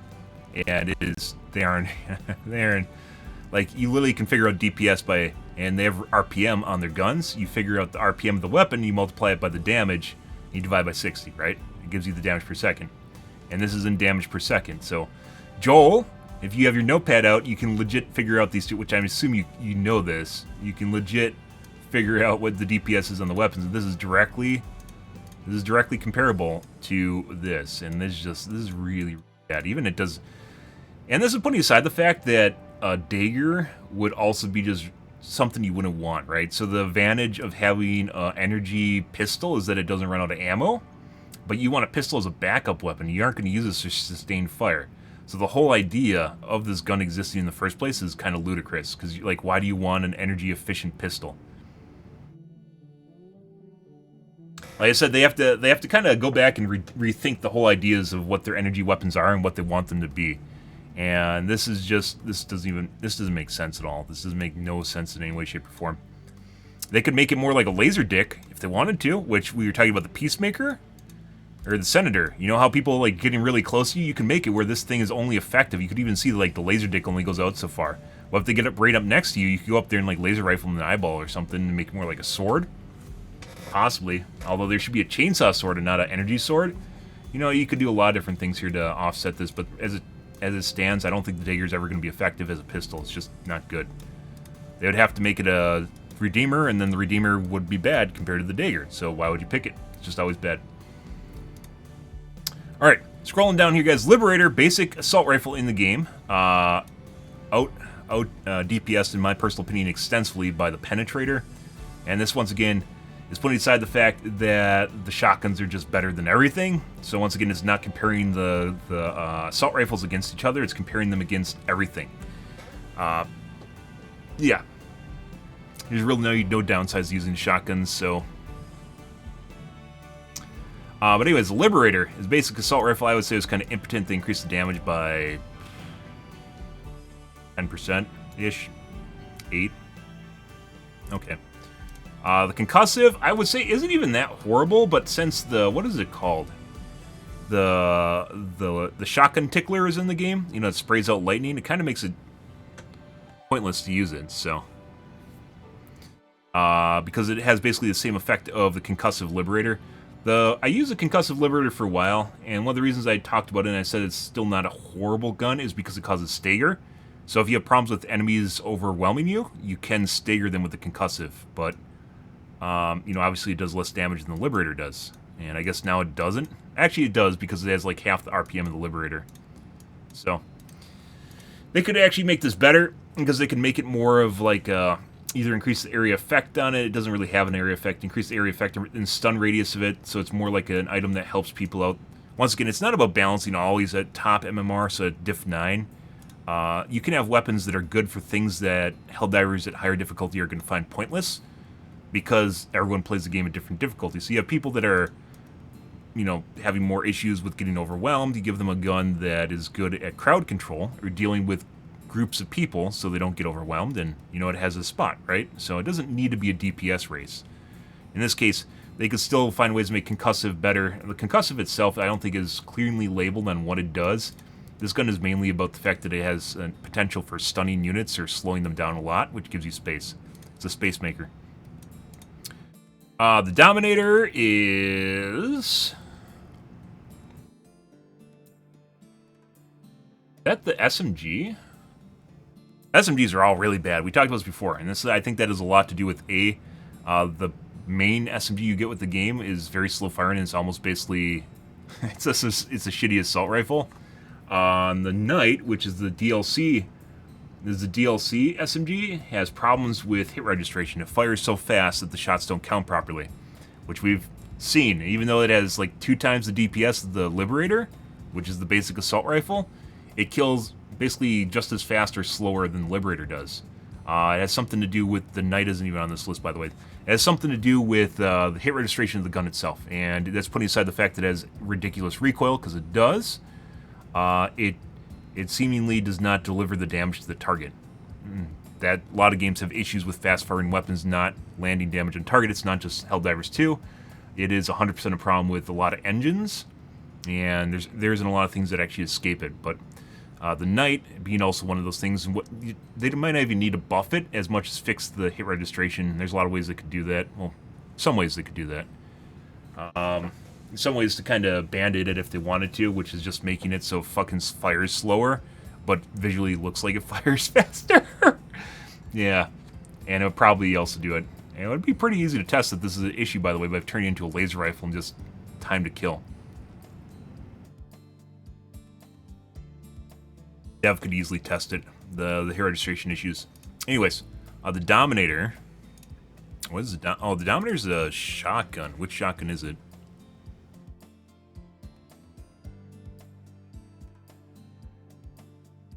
Oh, it's a Jar 5. Ah, the gun that they buffed, and they didn't need to buff it. I mentioned this before, when they nerfed the Slugger, they buffed the Dominator, but the Dominator didn't need to be buffed, because it was already pretty good. It's just a faster firing version of the Slugger. It has higher ammo efficiency, too. Yeah, so it's an alternative to Slugger. I used the Dominator extensively prior to them buffing it, and it didn't need to be buffed, and they buffed it anyways. So it's like a sniper shotgun, which it was already to begin with, and it got buffed, and it didn't need it. So now they got a slight decrease on it. They could revert the changes on it and it'd still be useful. People that weren't it's still like 2-tap big heads. So the what are they called? Not hive guards. The big head bugs. It basically 2-tapped it where the Slugger 1-taps, but it fires so much faster and it has so much more ammo that it was pretty good at what it did. I used it a lot just as an alternative gun. It was actually very good against the bugs. But didn't need a buff, and slowly reverting that buff. Once they could revert it completely, and I think people would still use it if they know what they're using. The Guard Dog Rover, guys. This is the AR Rover. I don't know why they nerfed it. They nerfed it, though. So, as opposed to the Laze Dog, I didn't even see anyone using this. I don't know why it got nerfed. The Guard Dog Rover had issues, which is ammo. Where it wouldn't always reload properly, and you wouldn't always pick up ammo properly for it. And even then, it was just kind of a shitty version of the Laze Dog, which is this guy, I believe. No, maybe the Guard Dog Rover is the Laze Dog, and this is the normal Guard Dog. So they're trying to tone down the effectiveness of the dogs in general. Guard Dog Rover. Yeah, it's a Laze Dog. The AXLSA5, which would actually be easier to figure out. Yeah, so this is a Laze Dog. Laze Dog is always extremely good, so it didn't. I don't know if it even needed nerfed as much as the Guard Dog needed to be buffed, which the Guard Dog got nerfed too. The Guard Dog, this is the basic assault rifle Guard Dog, is actually really shit, which we just talked about. This, very good. I still think it would be effective to take. There isn't any touching the shield pack here, so if they actually just nerf the backpacks enough, you aren't going to take them, right? You're just going to take something else. Which I guess then would make maybe backpack weapons more effective? Possibly, maybe? So, I don't know what they're attempting to do here. I wouldn't even say the Laze Dog needed a nerf, because it was very good, but you're giving up a backpack slot to do it, where you could take a shield pack instead, right? Shield pack just being the go-to goat of if you just going to back. Shield pack is insanely OP. Which I generally don't need, because I usually don't need it anymore. Where I did need it at one point because things were so OP. I still use it against the bots, though, because you have to use it against bots or you just die. They nerfed it. Did it need a nerf? I don't think so. I mean, it was really good. But you're comparing it to the shield pack, and the shield pack is still really good, so... Yeah. The guard dog, on the other hand, had a lot of issues. A, it is dependent on ammo. B, it doesn't reload properly. C, when you pick up ammo, it doesn't actually pick up the ammo properly, so you'd always run out of ammo. That's a bug, so they might have fixed it at one point. It has a lot of issues with ammo. Lots and lots of issues with ammo. And I said that instead of nerfing the guard dog rover, which they did here, which actually will make this maybe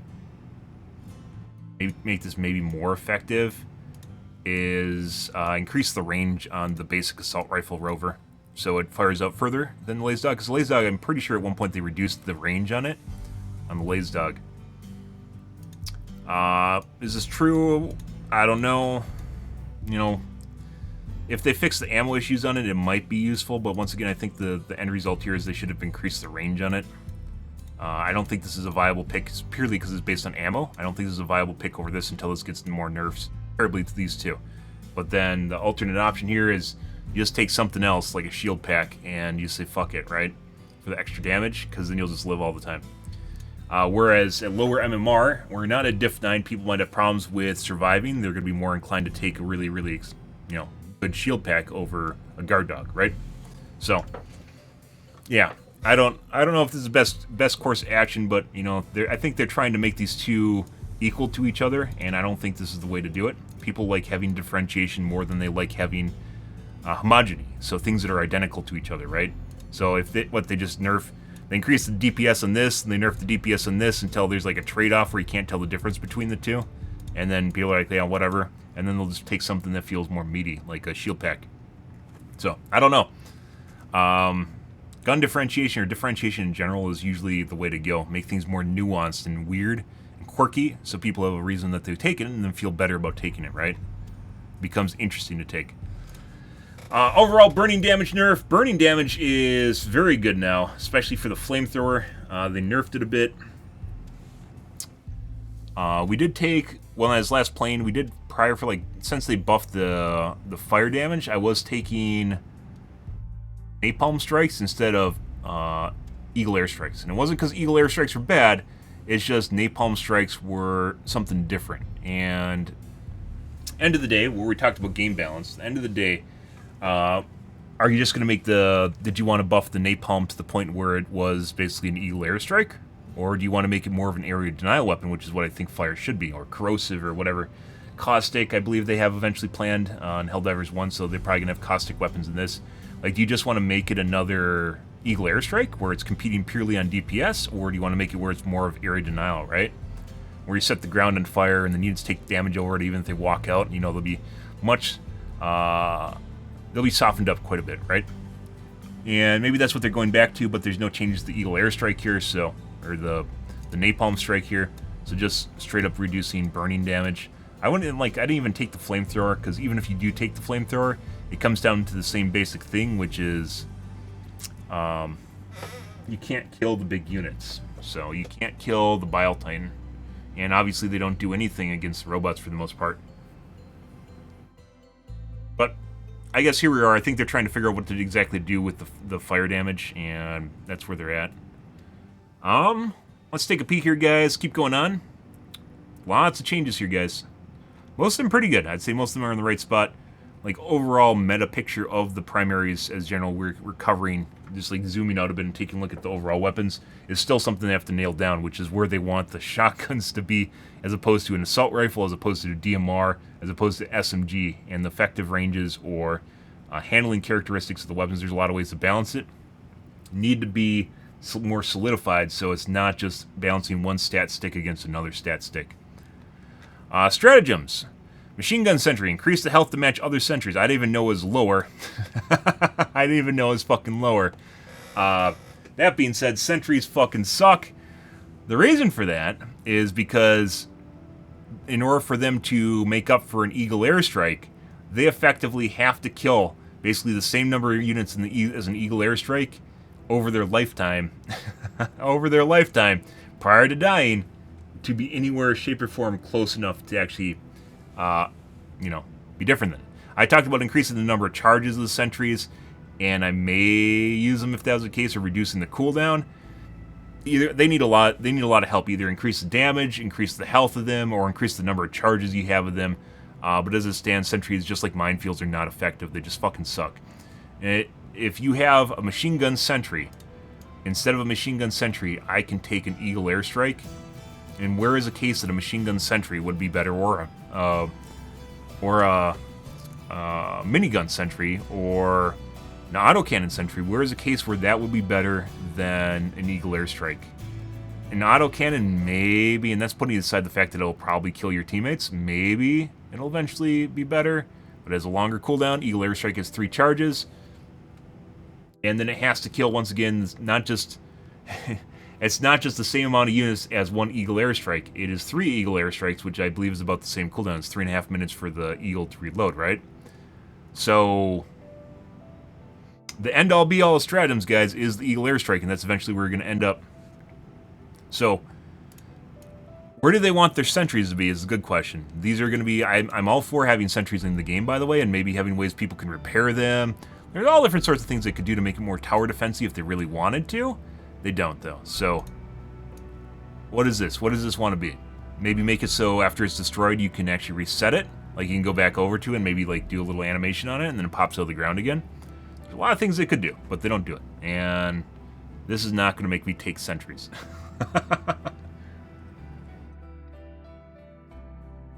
Tesla Tower, increased health by 33%.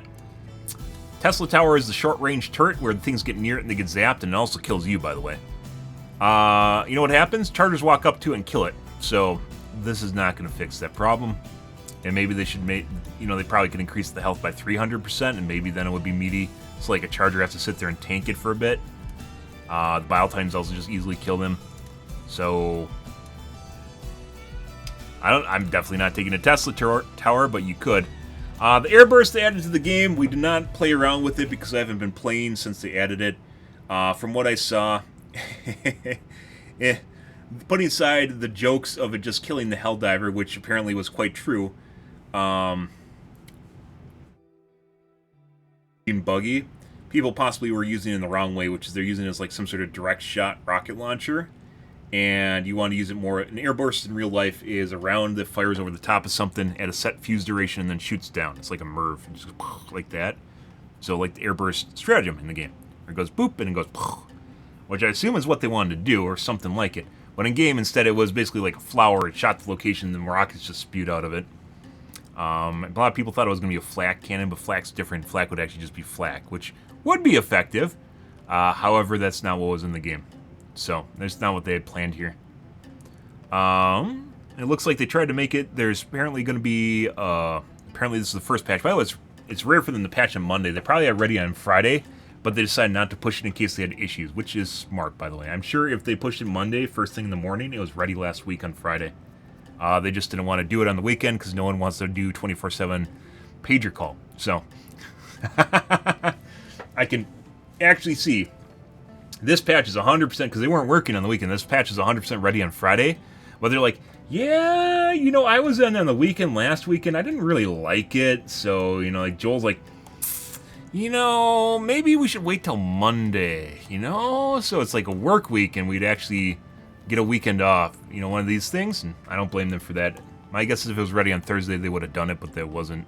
So, but Monday patch, very, very random, but not random, just different. Here it is, guys. And they said apparently there's going to be a fix for the rocket launcher, a bug fix for it. I don't know if this is the complete fix for it. However, yeah, I assume it would be more of basically flies over the top and shoots down, like the airburst rounds do, like the airburst stratagem does, which actually kind of sucks. The reason for that is because for some reason it doesn't register properly on units even when it hits them. For some strange reason. Once again, I think that has a lot to do with too many things happening in the game and the game not registering them properly. Like we were talking about the Knight SMG earlier. So, but from what I saw, the airburst rocket launcher actually uses rockets that pop out of it. So, this might be different in how it functions. Whether or not this is a fix for it, how well it works, remains to be seen. I haven't played with it yet. We will play maybe either later this week or maybe next week. We'll go back into Helldivers 2. We're leaving it to fallow though, so I get time to recoup my enjoyment levels. Let's see. Enemies. They always change the enemies constantly. It's kind of weird that they're saying that they're doing this, but they probably want people to be more observant of what the enemies are doing. Which, once again, if people, for the longest time, a lot of people in this game literally thought nothing was changing with the enemies. We talked about it basically since the game launched on my stream. Every time we saw something change, including the tiles. Other streams have started to pick up on that for some strange reason. They started to figure out that Arrowhead is changing stuff without saying they change stuff. Yeah, and as such, they're more observant of things around them. Is one of the things I actually criticize big streamers for, because they're apparently they're just reading patch notes and thinking that's all the game was, which is hilarious. But now all of a sudden they notice things that change and act differently. So, anyways, they've made balancing changes. Bile Spewer and Nursing Spewer's move speed slightly reduced. The Spewers definitely drove up the difficulty a lot. These are what I call ticks and corrosive bugs. Corrosive bugs being the bile, and nursing are the ticks, which are just, if you've ever seen a giant tick, they literally look a lot like that. If you ever see a tick that is basically giantly inflated with blood, they literally look like nursing spewers. But putting that aside, movement slightly reduced, so they made them more like they're more like crocodiles, where they just run really fast and try to stab you, which I wasn't really against, and they definitely drove the difficulty without there being extra chargers or bile titans, right? But they're on a mutator; they don't always show up on the planet.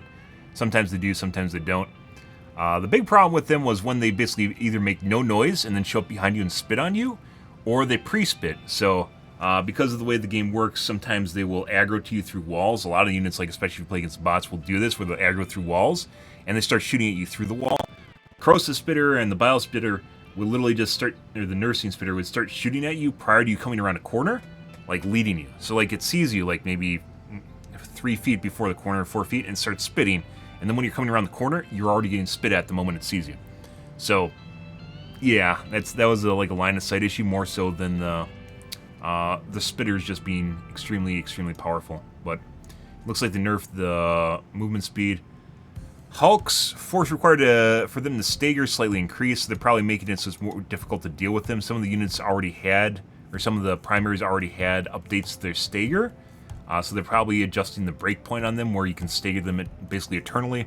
But considering there's a shitload of them on the map, I don't think that's necessarily a huge problem. Oh no, Hulks are the fatties. No, Brutes are fatties. What the fuck are Hulks? No, Devastators. Devastators are Rocket Devastators and the Shield guys. Hulks are the fatties. Okay. Yeah, so they changed this a little bit to make it harder to stagger them. But if they're taking a full hit from a railgun or something, or a Quasar, probably should stagger them. I wonder, like I said, it depends on what the breakpoint is for this stuff. Where they actually start getting staggered by normal weapons. They made it less likely for the Hulk Scorcher to instantly kill you. I think it's a bug where you just instantly die. People were saying it's because of the updates to the flamethrower. They were doing that prior. It was just you just sometimes just instantly die when they touch you. So they might be adjusting a little bit to give you a little bit more flexibility here. It just remains to be seen whether or not that's enough to matter. Sometimes you can stim, sometimes you can't. So, Devastators, which are the rockets and the Shield Devastator. Fire rate slightly increased, only the standard Devastators, so that probably is the guy with the halo. I think that's still a Devastator, is the guy with the little halo across his head that appears in lower level missions. They also come from the Doggos. The Doggos spawn a litter of Devastators, and they're the basic ones. So I think that's the basic unit only, but it might apply to the rockets and the heavy, the Shield Devastator. Remains to be seen. This might just be the basic unit, the basic Dagu Devastators. Gunships, sideways movement slightly increased. Gunships are very difficult to deal with if you got teammates that can't deal with them. I'm usually alright at dealing with them, but whenever you get the gunship factories that spawn 2 units, and we've seen it happen twice. The first day it happened, there's no way my teammates could deal with it. I was the only one shooting them down, and you can't miss. Even if we miss, while we're missing, we basically had 2 factories spawning basically 4 gunships per wave. And I was using a Quasar, and there's no way to shoot them down fucking fast enough, assuming you don't miss a single shot, to keep up with the production. It just didn't work out. No one else on the team was shooting them. But they all wanted to go do the gunship factory, so we all ran over there and died. We got overwhelmed and died. I was the only one shooting at them. Gunship sideways movement slightly increased. They do like dodging. I think it's the bright light that makes it very difficult to shoot them. When you're aiming at them and you get blinded by the light, so you can't see exactly where the engines are or where your shot misses, so you can't balance things out. But usually you can hit them. I don't know if they need a buff. I always thought it was kind of weird that the gunships, instead of being a stronger unit, like one really powerful unit, or like two really powerful units, they're more like creatures, the flying bugs, which were, you know, like your numbers, and you have to kill all of them. You hit the gunships with one quasar and they die, and it's very easy to blow them up if you have an autocannon. So, I don't know. They need a buff? I don't know. The biggest buff that they probably need for the gunships is the deployment range.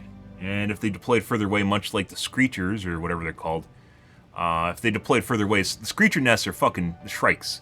The Shrike nests are dumb because you can blow them up with the Quasar prior to them ever spawning units. If they receive a hit, they should 100% start spawning units, but they don't. So you can actually outrange the Shrike's nest, Shrieker nest, prior to ever being anywhere close to it. So, you know, that's kind of a big deal. That's kind of a big deal because the units basically never spawn. The gunships also, like, you have to be very close to the factory for them to actually spawn.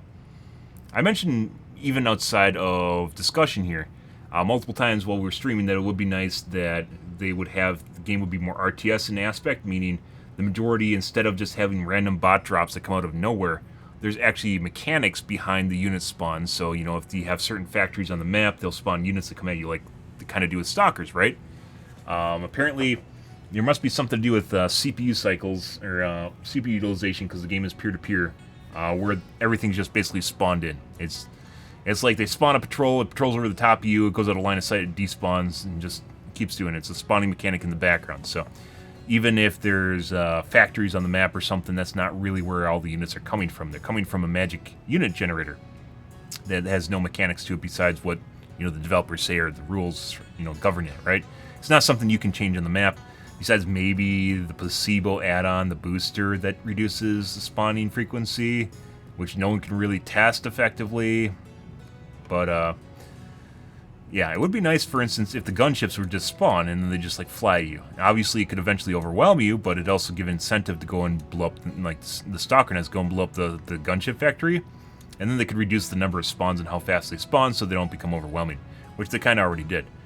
Scout Striders are now less vulnerable to explosions. I don't know if this is a breakpoint, because there's definitely a case where I was using the Ruptor and the crossbow.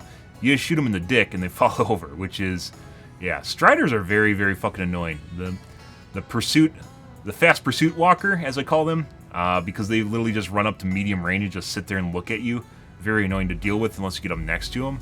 And even then, even when you get up next to them, they just they'll turn relatively fast, and it can be extremely annoying to kill them. So you just shoot them in the dick with an explosive, and they usually die. They might be trying to change that. Whether or not that is a Ruptor, enough to break their Ruptor, or the crossbow, I don't know. But it seems like they're trying to address that. Fog generator health and armor increased. I don't know what a fog generator is. I assume they mean the spore spewer. Are they actually trying to make them something you have to deal with? Just like the Shrike Nest, the spore spewer, or the poo-poo tree as I call it. The poo-poo tree, like, you literally can just shoot from across the map. Not really much of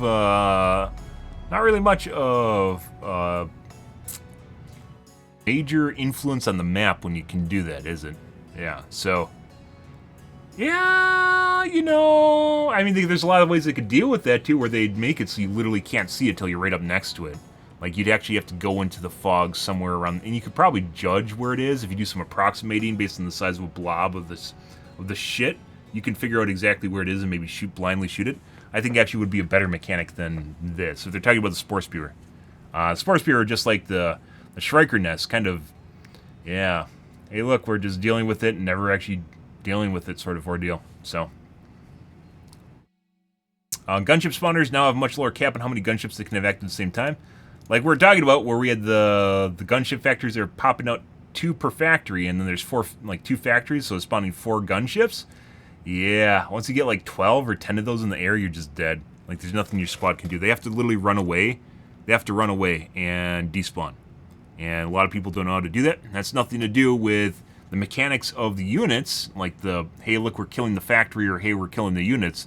That's to deal with dealing with the meta, which is the background coding. And like, people shouldn't really be fighting games on coding level. That's not really, not very fun, but at the same time, it probably means there's something broken in the game.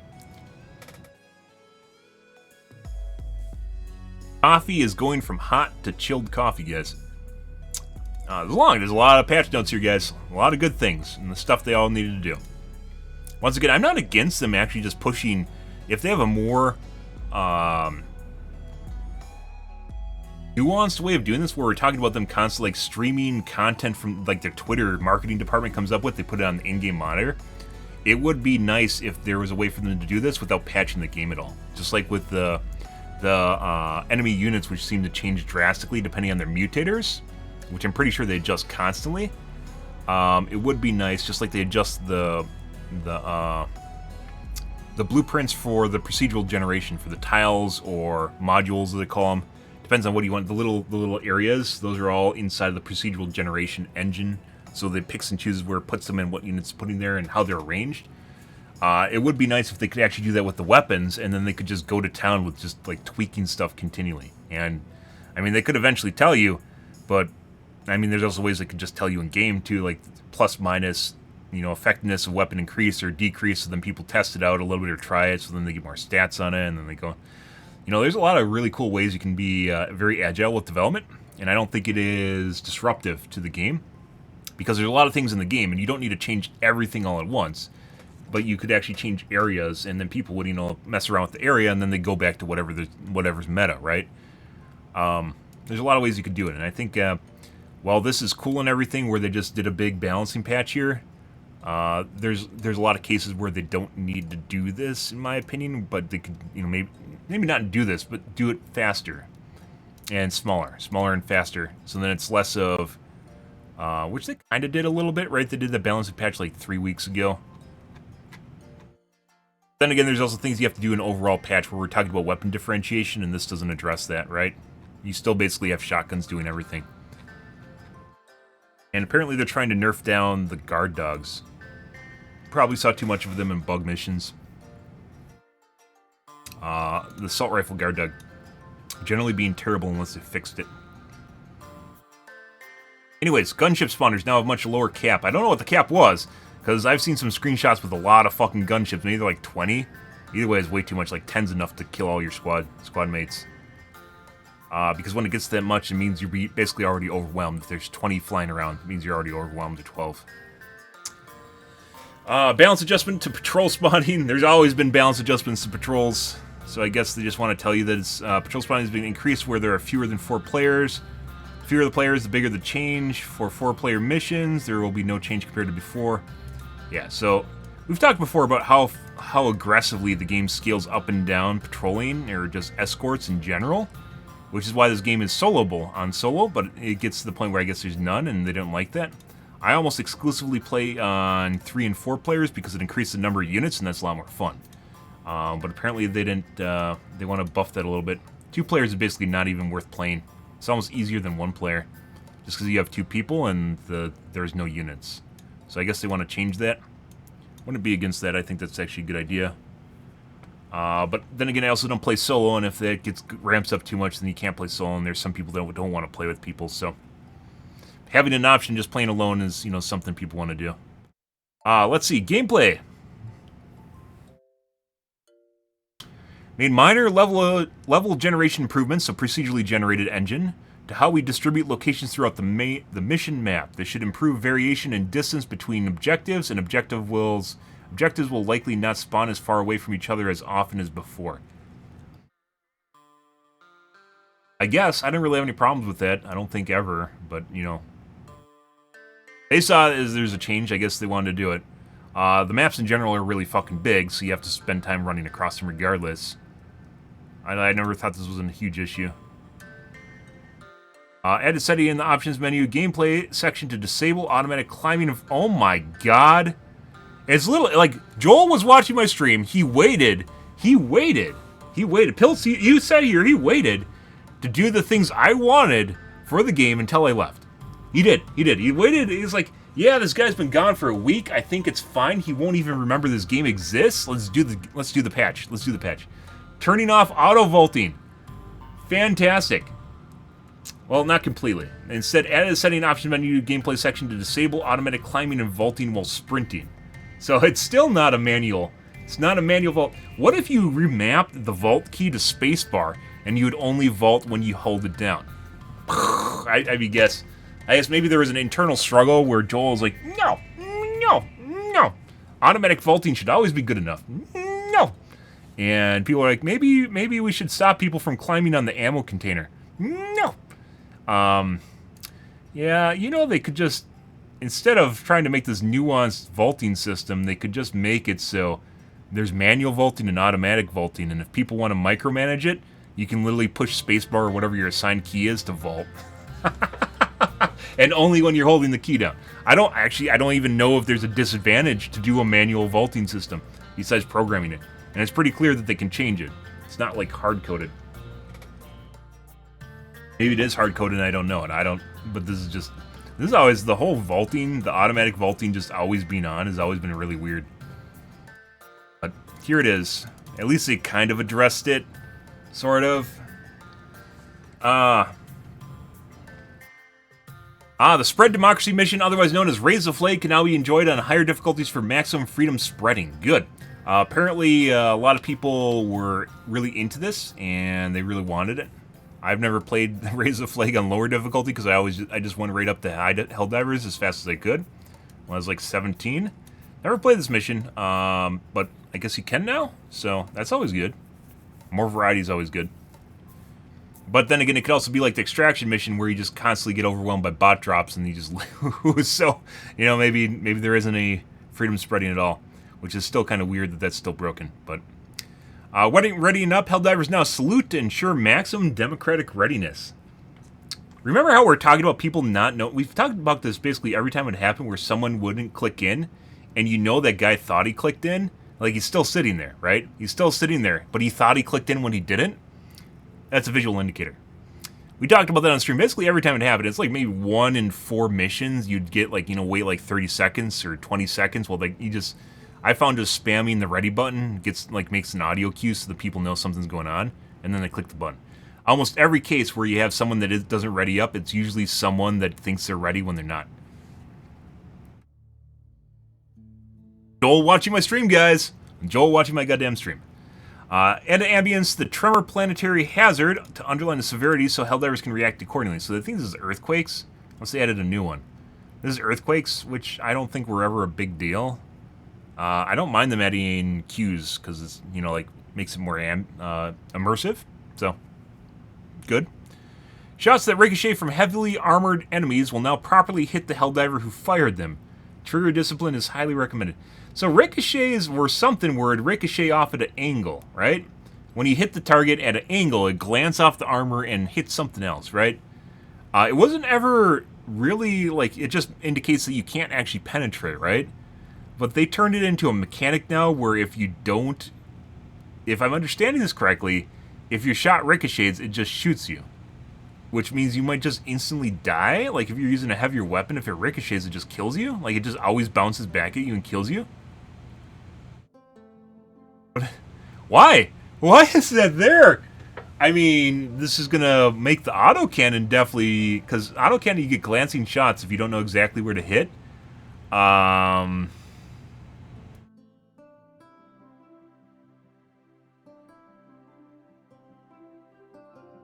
Yeah, I guess.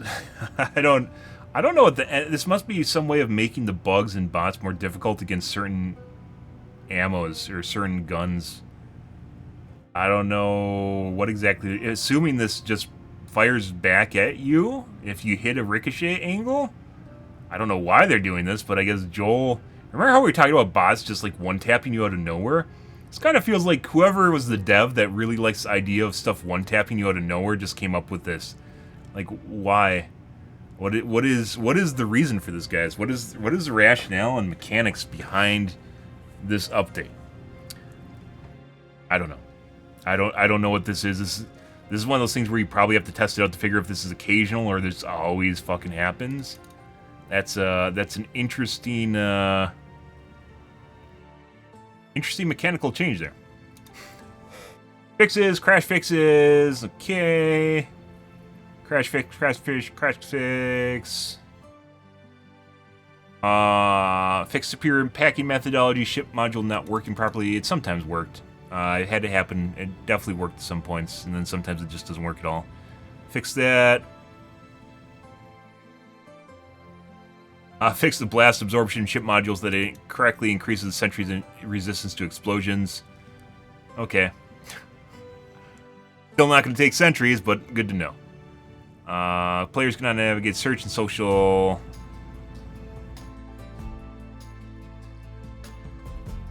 Fix an exploit that allowed overly eager Helldivers to use grenades successfully. I think that was in the game, like, for over a month. I thought they fixed it already.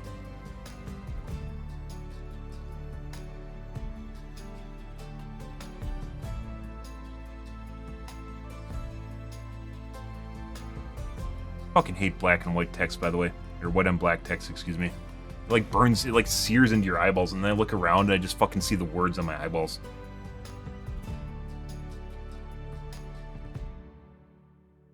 By the way, if your monitor is too bright and you need to use dark mode, turn down your monitor brightness.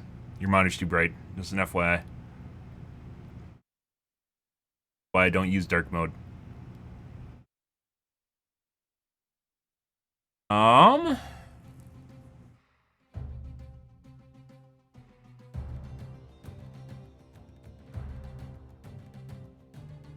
Fixed the issue that allowed traders to try and sabotage the extraction shuttle by deploying sentry stratagems below it. Yeah, fuck those guys.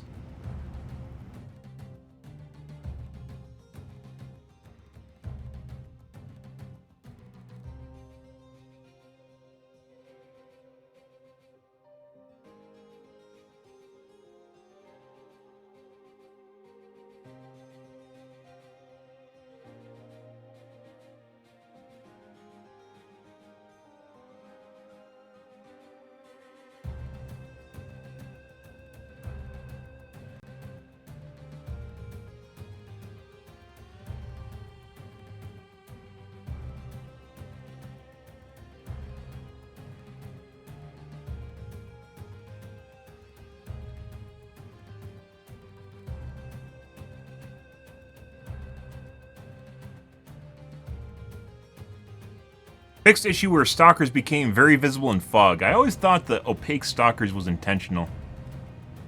They were extremely visible in fog, though. Maybe it's just fog. They're always kind of opaque as opposed to translucent, which I think is alright considering how broken, or how good they are as far as killing enemies. Killing Helldivers, that is. Killing their enemies.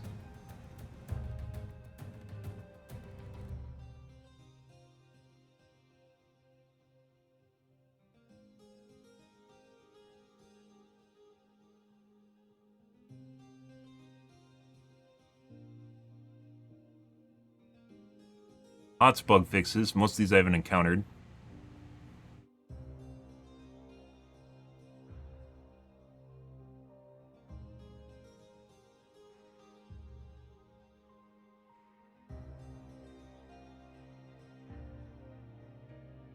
Explosive weapons such as the R-36, the crossbow, the Ruptor, the crossbow, the grenade pistol no longer pulls players inward from the blast. I thought that was intentional. I thought that was a Joel fuck you. Like Magic Cut Developer 101 shit, where they just try to fuck you with a, you know, like with an ability. Obviously, a blast should push you away, and it is the crossbow makes you fall over all the time if it gets anywhere near you. Change that.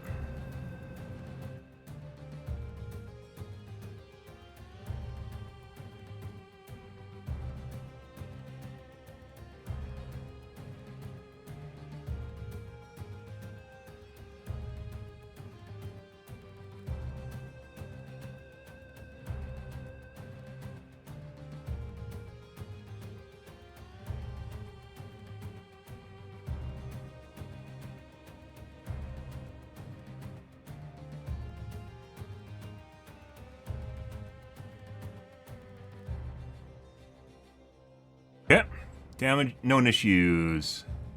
Damage over time by hosts.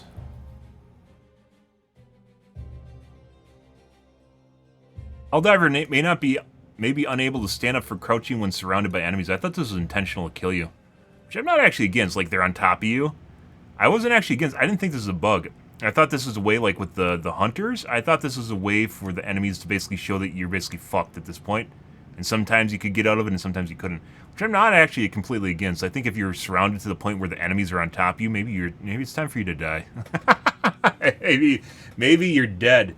Maybe you're actually dead, unless you can crawl out of it or crawl to an opening where you can stand. I don't actually think that's bad.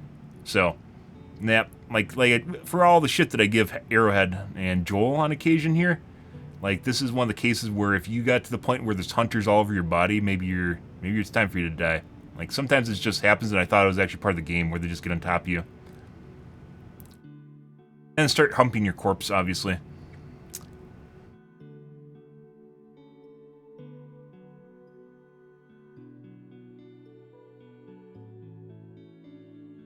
Crossplay friend invites.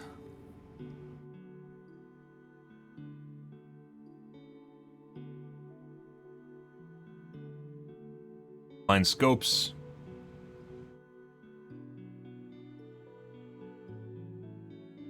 Spear's targeting is inconsistent, missing it, making it hard to unlock or to lock onto larger. It's just lock onto enemies. Just lock onto enemies. It basically makes the gun broken, by the way. That made the spear broken. It's been like that for basically since the game launched. And I mentioned before, it's kind of weird how the spear got through QA when basically it doesn't work. For me, I got to a point where 80% of my lock-ons would unlock, and I just stopped using it. I couldn't do it. It's RNG, and RNG sometimes just really does not like me. And that's when I stopped using it, was when it basically I could lock on and unlock, and lock on and unlock, and lock on and unlock. Yeah, I actually read that on Reddit. They said that they had this fixed like a week ago or a week and a half. It's something insane. It was like 15 days ago they fixed this, or 17 days ago, and it never made its way into a patch, which is weird because it's actually spear's a pretty good weapon, assuming that you can actually fucking lock into the target. I don't know why they never pushed it, but they didn't pushed it live. But apparently they said this was either going to show up in the patch this week, which I guess is one's today, or I guess later this week, so probably a Thursday patch to fix all the shit that's going to break now. Is my guess that they're targeting a Thursday patch to fix the small issues that pop up surrounding this now. This is a big one, because basically the spear is unusable. It's unusable for me, and I can't even use it. It just doesn't work. It's not even like, oh, 1 out of 10 units won't lock. It just doesn't work. So, spear in general is pretty good, and the only downside to it being obviously is that bigger units, or smaller units. So, you can't use it on all units, and as such, it only works against like certain things, and there's weird nuances to it. Once again, nuanced stuff and weird, quirky weapons of our people like. And the spear has weird quirks to it where you overshoot like a charger, but that's intentional because you shot over the top of it. The spear needs to have an arc distance, right? I mean, there's a lot of cool, like having skill-based weapons too is also very fun, and not talking about just aiming. Like having technical knowledge is important. Weird though. Like I said, like we saw the Reddit post where it said they fixed it like 14 days ago or something absurd. And just never went live.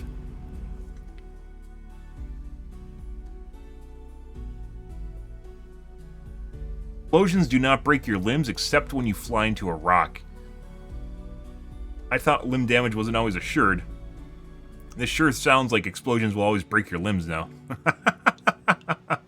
That remains to be seen though.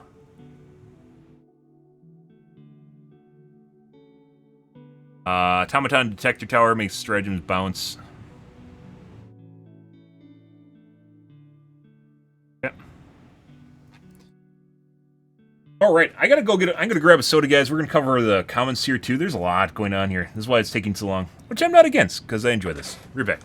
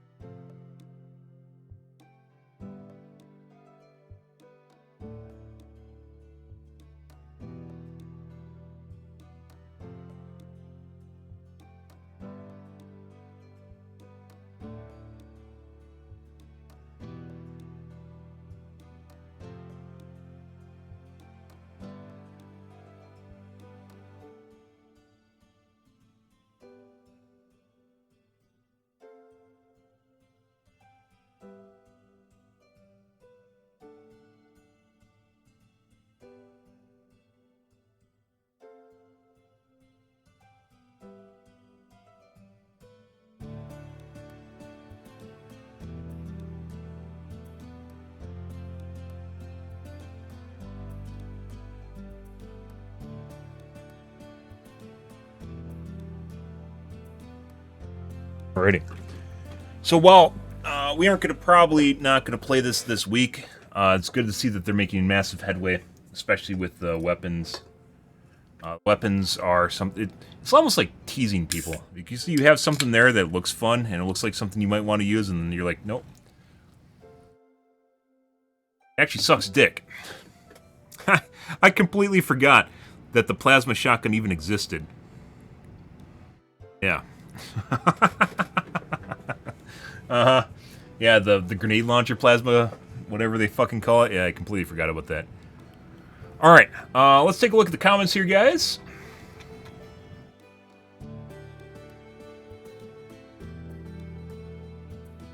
Moderator, the reasoning behind the crossbow changes. The crossbow has medium armor penetration, same as Slugger, Ruptor, or Dominator. The weapon's armor penetrating value not being listed in the armory is an oversight. I see. The major problem with the crossbow wasn't armor penetration, it's the fact that it has dispersion. Basically, we talked about this accuracy where you shoot here, not talking about drop, and it goes over here and then drops. The accuracy of the weapon itself makes it very difficult to use, despite the fact that it has flight time and projectile characteristics, right? Flight time and drop. Someone explain what that means exactly. Bullets ricochet 100 degrees back at you. Yeah, kind of curious. Something you have to see in game.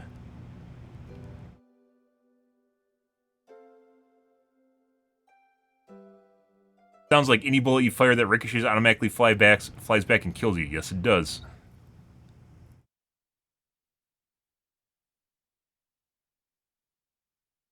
It's true this total bullshit. Only bullets that fly at zero angle opposite should hit you. Yep. No, that's not. Realism is not a balancing mechanic. It is bullshit. Depends on how they want to do it.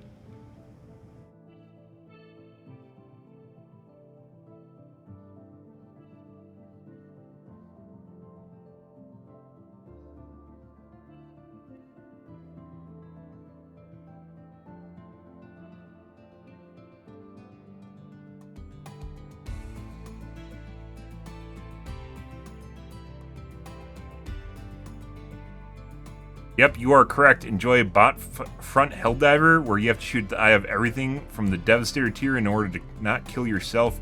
Better bring a sniper and be 100% accurate. Well, that's the question here. I mean, did anyone try it? Better question. Or you pick a weapon that doesn't ricochet. Talking about the Senator, we covered this once again, and I really hope that they just don't turn it into a sniper rifle. Sniper pistols are dumb. Memes, like the fucking... It's like seeing a movie where they have a giant fucking, like, 44 Magnum with a giant sniper scope on it. The reason you have barrels is for expansion of gas and to make them more accurate as well as faster. Yeah. Not that real life is a balancing mechanic, or a in-game balancing mechanic, but, you know. Sniper pistols are dumb. There's a lot of ways you can make pistols fun, and that's not one of them. That's, 1D dumb shit. Logic right there. Which is fine if it's like, you know, 10 feet away from you, or 5 feet away from you. You know, 10, 5 feet away from you, sure, 1D. But if you're talking like you're 1D'ing things at like fucking 100 yards... Maybe that's not really where we want to be.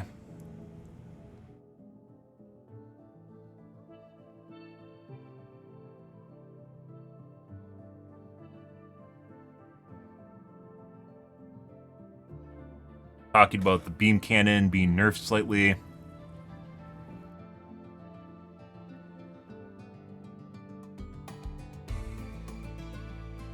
The auto-vaulting option means we won't auto-climb supply pods anymore. Well, if you're close enough, you will. However, you have to manually climb obstacles now. Enough to hold space when running? Yeah.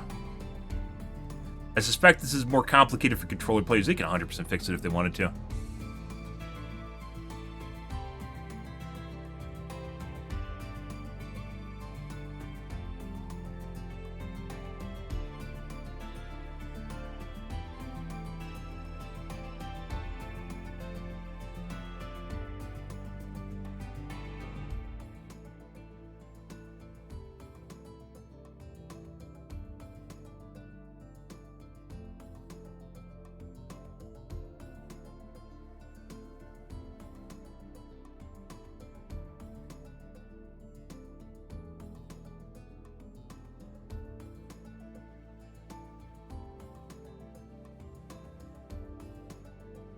Reason for not having an auto manual toggle on vaulting. Good question. Ah, I found something undocumented. Commas have been added to the numbers on the map interface. Or I mean, if they want to be real assholes, they could use the dot. Some places in the world, instead of using a comma, use a period. Which I in no way, shape, or form agree with. But there are some places in the world that use a period instead of a comma. Yeah, that's if they want to be real assholes, they could 100% do it. I think it's some places in Asia that do that. Yeah, and maybe parts of Europe. Yeah, that's the real asshole thing, is where you use the dot instead of the comma as a comma. Because the dot actually has a place as a decimal. But, you know, like if they just want to be weird and different. Scout Striders are now less vulnerable to explosions, but why? Because they want to make them an actual useful unit. I'm not against this, by the way. Because, yeah, it like depends on how resistant they are. If it's just a Ruptor, if it's a crossbow, or it's the autocannon. Scout Striders are actually very fucking annoying, where they get out to that medium distance between you, where you're behind a rock, and just far enough into the field where you can't go around the backside of them and without exposing yourself to a shitload of enemies. They get right into that spot, and they just fucking pelt at you, and they don't move. And it's like, they went through, Striders have went through a couple different iterations since the game launched, and that's probably one of their most effective iterations. And then they also have like a pursuit mode where they just run after you really fast. Very fucking annoying. And then they just stop at like that medium range, and they like sit there. They could even make them more obnoxious if they wanted to, where if you start approaching them, they start backpedaling. Like, if they really... Like, there's all sorts of cool shit they can do with this game, guys, but if they made it where those fucking Striders just start, like, walking backwards while firing at you, yeah, like, slowly backpedaling, would be hilarious and fucking obnoxious at the same time. I'm not against that, by the way. I think that's fucking horrifyingly terrible, but you could 100%, like, it would just... It would add... You could even make them run away, but, I mean, if they turn around, they're just gonna get shot in the back, so... You know, just making them backpedal slowly would be very, very fucking obnoxious.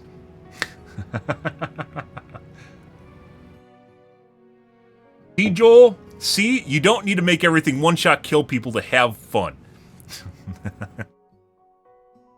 That, like, they're the Scout Riders, yeah, the Pursuit Walkers, as I call them, are, yeah, they're very annoying now, and I think this is actually intentional, so that they're even more annoying.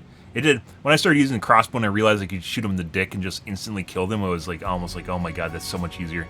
But then you had to deal with all the other shit. And once again, this crossbow usefulness comes down to the fact that when I shoot a fucking shield devastator and I have this little window, this L-shaped window, and the fucking round hits here, not because of bullet drop and I'm aiming wrong, but rather because of the dispersion or the cone of fire in the weapon, it basically makes it unusable. You just can't do it.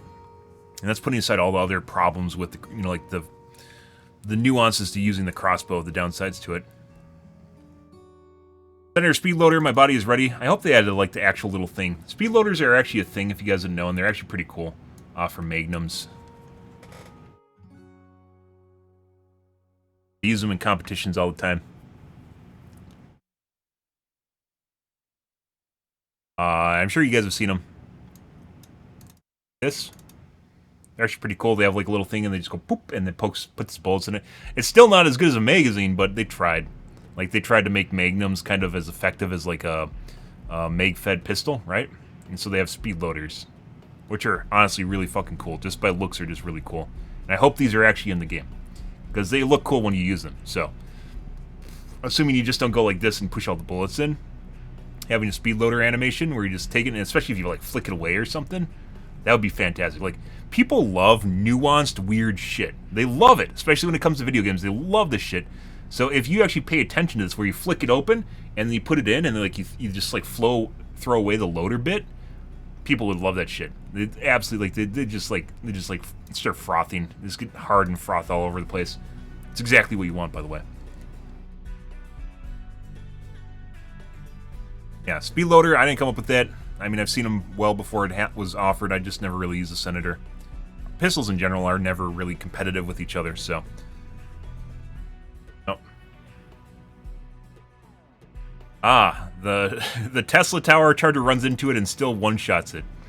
Yep, as I mentioned, sentries have a lot of problems. Giving you 33% extra health is not... They could have given 300% extra HP, and it probably still would have issues.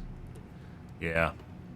Once again, if they made it where you just go up to the turret and you go boop, boop, boop, or something for like 10 seconds and it pops out of the ground again, maybe then it wouldn't be horrible, but current iterations of turrets are just bad. They need a balancing pass, overall balancing pass to the category of turrets themselves to make them useful.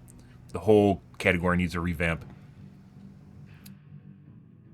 And if you wanted to, you could turn it into a buff for the ship where you have to, like, you know, the buff that you're going to give them, instead of making it a patch note, you just make it so people have to grind resources to do it.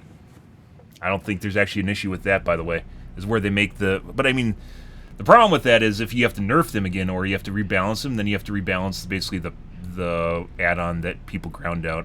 So, I guess it depends on what you want to do. But it gives some people something to do.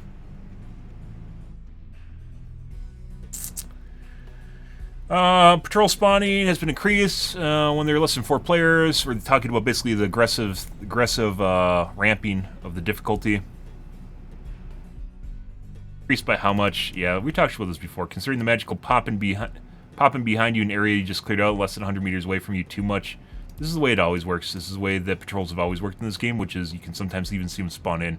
It comes from the fact that this game is not completely simulated, or it's not an RTS with mechanics where the units spawn out of a factory and walk across a map or meet up. Eventually, I hope they do that, but I think this is partially part of the downside of basically being peer-to-peer and having to run on people's ship boxes. Although if they want to take that further, and they still don't want to do dedicated servers, you know, with like 16 cores or whatever they're paying from Amazon, which generally are pretty affordable because a lot of game companies do it. They could make it so it's more decentralized, where it's running on everyone's shitbox at the same time. So depending, we talked about this before, but in-game, like EVE Online is actually, instead of it being like one server as a sector, you have like areas of influence that are basically controlled by one server and then by another server. So like the whole area is like decentralized, but at the same time like shares data with it. So they could actually make it where the game's hosted by everyone, and depending on the strength of your processor determines how much of the simulation you are running. And then that would increase basically the amount of CPU cycles they have available to them. So they could do more things like more bug holes and more bot drops and better logic and less issues with pathfinding, which are fucking... You'll see the bots that are just stalled on the map.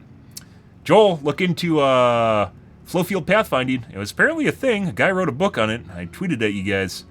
Flow field pathfinding. They use it in Supreme Commander.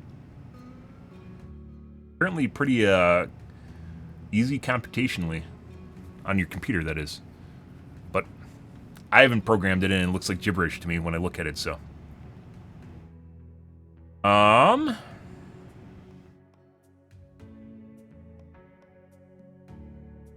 Someone quoting basically a hearsay post.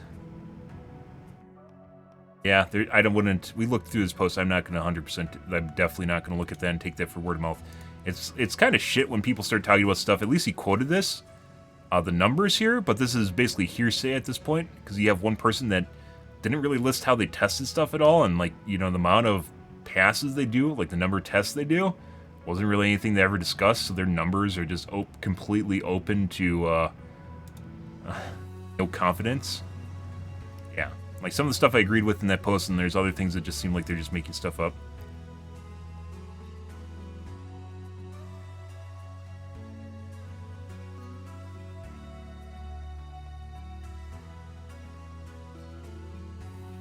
That sucks. I just completed a level 7 mission alone, and it was quite a thrill. Despite constant random spawns just right behind me, I don't think it'd be feasible with more spawns.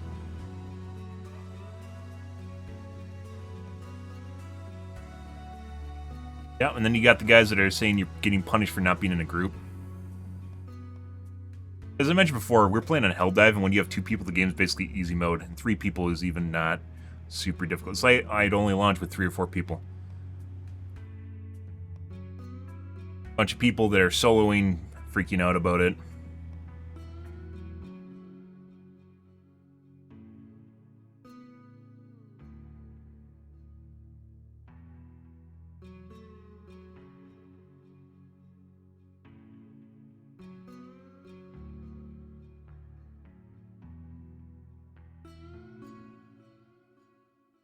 Tried using the bullet dog last night for bugs, and his change was already good. It does more damage than the laser dog, but it was never enough to offset the fact that not only would you have to reload, but the reloading mechanics were janky, and you wouldn't get the right amount of ammo back for it, which are pretty sure bugs.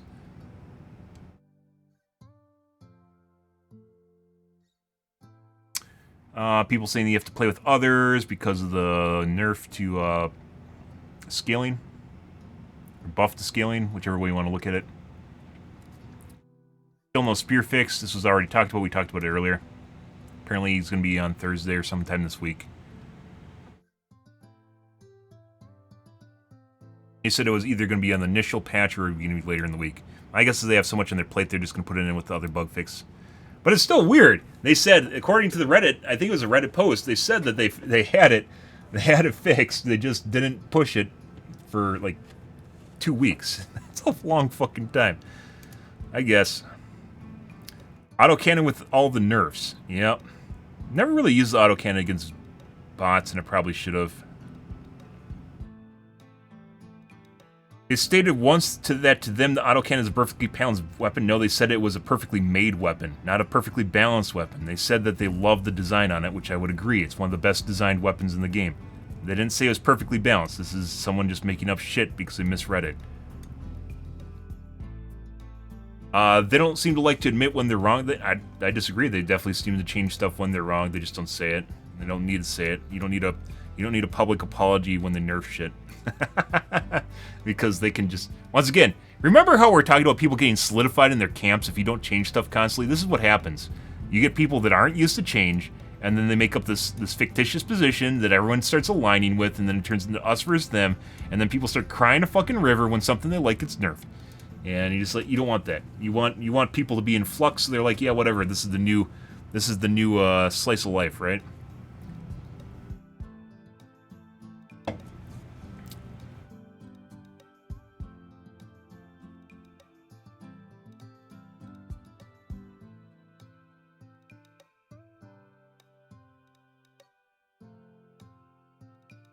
People talking about Raise the Flag. I am interested in playing that, but if they don't scale it properly, it's going to turn out like the fucking extraction mission, and that's fucking horrifying.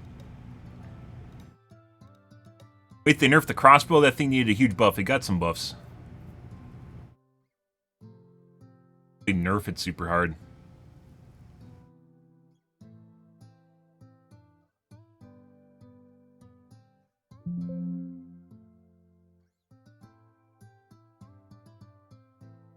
It was like they nerfed one part of it, but then they buffed a part.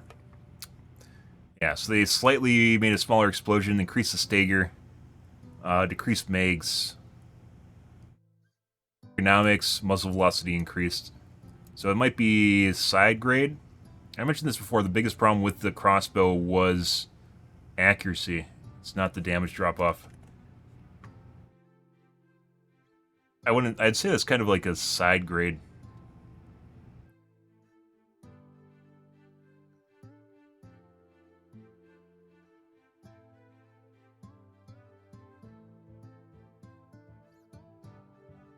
PSA, do not use the Plasma Punisher in combination with the shield backpack. Apparently the shield causes the plasma round to detonate early, aka in your face.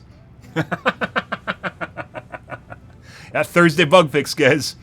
Thursday bug fix. Yep. Cool. Shield backpack is very, very common. Talking about ricochet. It's only bullets that ricochet straight back at you. It's written as every single ricochet. A bullet will never actually ricochet straight back at you.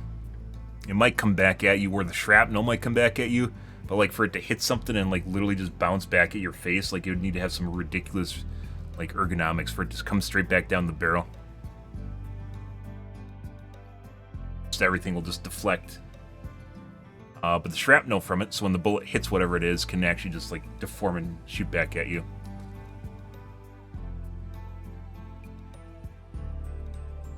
Pulse crossbow nerf is insanity. Like I said, I think it's a side grade, but it might be a nerf. It doesn't need to be a nerf. Like I said, it's the accuracy. It's literally where the dispersion of the arrow, not the bullet drop, not the flight. It's the differentiation, the cone of fire for the crossbow. Because then you can't hit the fucking L. You need to be able to shoot the slick guys, poke the hole, get the arrow right in there, right in the eyeball. You gotta get it right in the eyeball, and if you can't do that, then it's pointless. Not good against bugs.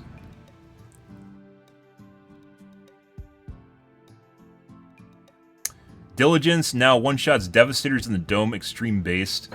See, once again, we're starting to talk about... So now you have a primary weapon that can be used instead of an AMR.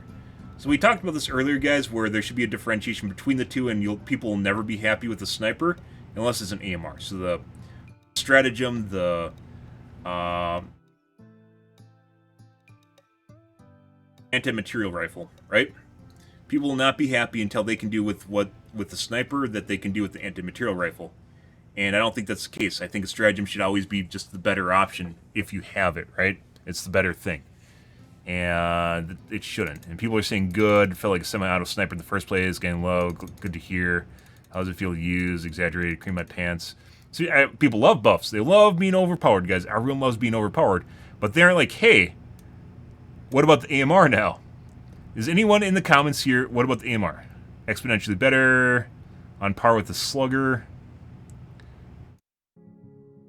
Going back to DCS and AMR loadouts based. Okay. Yep. Yep. You basically, in this case, they gave them a stratagem weapon that is now a primary, and people aren't gonna. If you're gonna nerf this, people aren't gonna like. You got the sniper guys here all jerking off to it, but if you're gonna nerf it, which it probably shouldn't be the AMR, then you're going to end up in a snare once again like this. So, where people are going to be super disappointed because you gave them little shining of hope, right? Which is also why I said that there probably shouldn't be any snipers in the primary category unless they are, like, there's extreme downsides to them, and there isn't. So, it's just an AMR, only it's not a primary, or a stratagem. Pearl spawns, scaling again. Scaling discussion, player scaling discussion.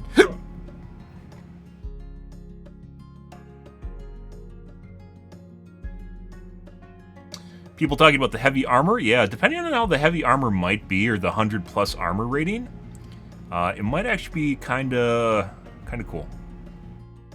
We'll have to see. That's one. It's not. You don't need to wear heavy armor. You just have to wear medium.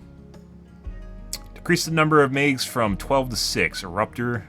As an Eruptor enjoyer, I actually understand this nerf. The number of megs really seem large compared to the other weapons. That's a guy that actually, most people are not very objective, and they're actually admitting the Eruptor's kind of broken. Yeah. Never went below 7 to 8 megs with the gun. Yep. Like I said when we were talking about it, if they nerfed the megs down to 4, I'd probably still use it. Ammo nerf isn't that bad, but what they actually gutted was the AoE size. Having multiple kills per shot is much rarer. Yeah, they said slightly, but that's subjective. There's no number there. Why nerfing solos? Plasma Punisher can have smaller megs on top of dog shit damage. Just why? Here's the damage was 250 now. If I recall, it was 100.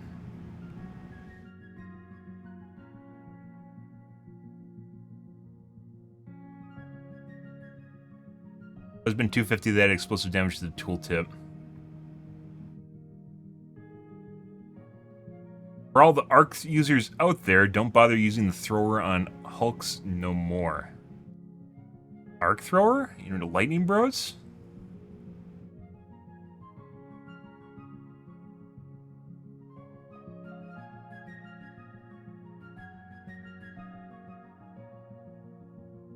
Blitzer? I didn't see anything about the thrower in here. It got buffed. Pickler got buffed. There's nothing in here about the arc thrower.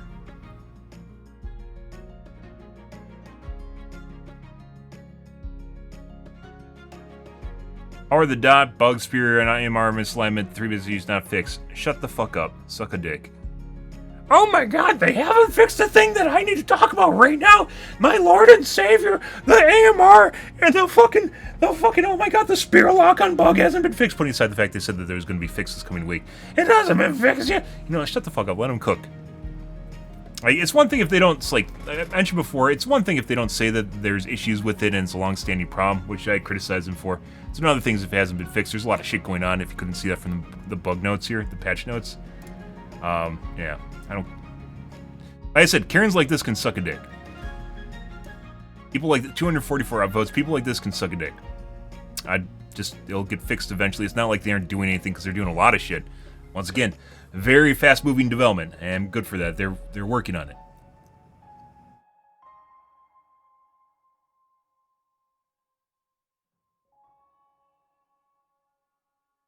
You think the Scythe and the Dagger buff is enough? It's 20% and 33%. It felt like you need more. Yes, it does. Unless they've changed something that I don't understand in the game. Those buffs were not in any way, shape, or form meaningful. That being said, the laser pistol is never going to be good. Unless they come up with a different strategy for using it, it's not going to be good. Still a spear fix. Don't care. Suck my dick. AC untouched. I can go back to sleep with it under my pillow. Yeah. AC. Like I said, I never really used the AC, even against bots. Maybe I should have. I've watched people use it, by the way, and I know it's good. Use it. I like having a shield pack, because otherwise the bots really toss your salad. Talking about things that they haven't fixed. Don't care, don't care. Don't care. Yeah, I get that you know that there's a bug and you want it fixed. Don't care. Thought they were done with nerfs. Why would they ever be done with nerfs? 247 points. Suck a dick.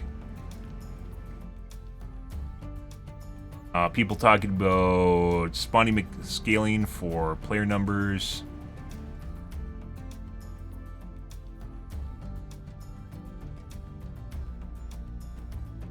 Bugs that exist. I think there's literally just people going down the list and just upvoting stuff that says there's a bug, then it still exists. Like they have this 2 tick boxes in their mind that says bug, not fixed, and then they click the upvote button on it. Like that's it. That is their only criteria in their mind is bug, not fixed, upvote. There's like they're all saying the same thing, and it's just like each of them has like 200 upvotes. It's just the same people that's upvoting it. I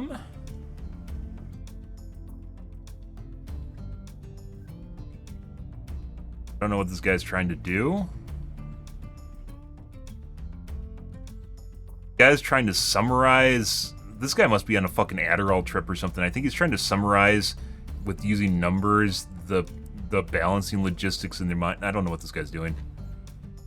Something. Playing Nerf divers at this point. I mean, they buffed some things. They buffed a lot of things in addition to nerfing things. That's why you get people used to just changes all the time. You don't fucking wait 6 months to change shit and then people freak out about it. I get the idea of nerfing OP weapons. It doesn't seem to change the fact my fun is reduced. I just got used to the Dominator and was using it was OP-ish. I used the Dominator before it got buffed, and not really after it got buffed because it was already good.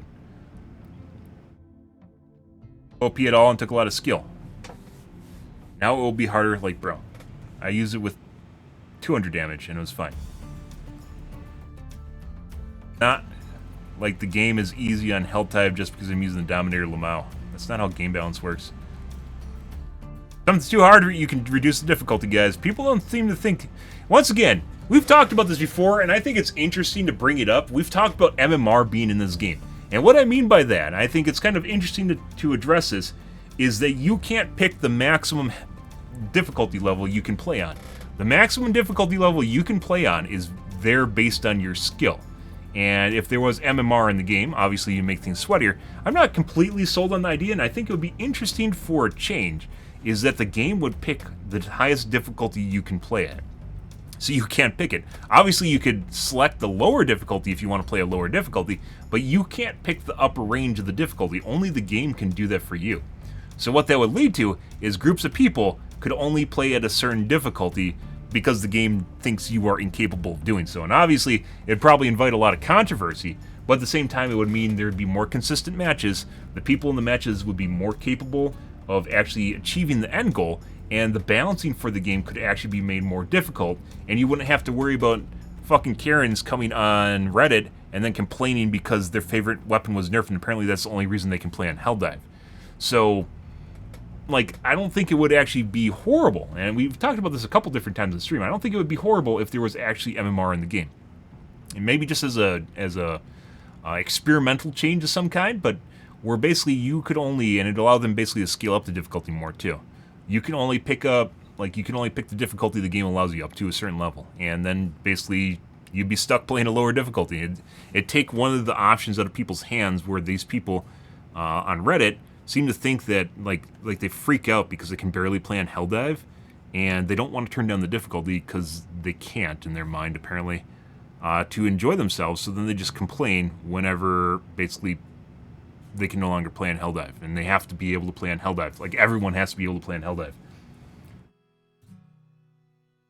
Arguably, you should have like a little bit more, you know, like normal distribution, where the majority of players are probably playing on diff 5 to 7, right? And then things start to fall off. You get something like this, where you got a bell curve here, where that's not even a bell curve because it's a steeple, but you know, it goes up and then it goes down. Depends on what you want your bell curve to look like. But it seems an awful like where the majority of players need to play on Helldive, and all of a sudden you don't have this drop off here, where like I want to play in like diff 13, but I can't play in diff 13 because everything's diff 9 now. And the game was more difficult on diff 9 before. They nerfed the chargers, for instance, for the bugs. And the bots have always been really fucking weird because they just one-tap you out of nowhere and you just die, and it's very easy for the bots to overwhelm you and instantly kill you, as it turns out. But the bugs, on the other hand, have had a weird nuance where were harder before, and then they're all over the place in terms of difficulty. It also allows you for more consistent difficulty, so people can always play the same challenge and expect the same results out of it, right? Okay, this is just a bunch of repeat shit. I'm not interested in that. A lot of people complaining because stuff's still broken. Fucking suck a dick. There's a lot of stuff in here that is cool. So, I don't know. Like, of the biggest changes here, guys, of things that are interesting, Quasar is falling out. Looks like the autocannon might just be really in. It's very difficult. Like, autocannon against bugs is extremely difficult to do. The main reason for that is because you have to shoot the chargers in the pooper, and then the Bile Titans, I still cannot figure out where you're supposed to shoot them. Some people say you're supposed to shoot them in the head or the mouth, and every time I do that, I just get ricochets. So, yeah, I don't exactly know what you're supposed to do against Bile Titans with the autocannon. I guess it's one of those things that maybe you need to practice more, but I was never able to figure it out. Autocannon just being probably one of the best, you know, stratagems in the game right now. But they readjusted the Quasar, which did, compared to like the Recoilless or the EAT, was, you know, the obvious logical choice. The Adjudicator, much better place, which is basically the way that I use it in the first place. Laser cannon will be interesting. What are the biggest? I mean, there's a lot of big changes here. Armor or railgun might be usable now. It depends on how it works. Did anyone even talk about the railgun? 7 hits. All of them are in this ginormous fucking post. This is the only person talking about the railgun is literally this one guy.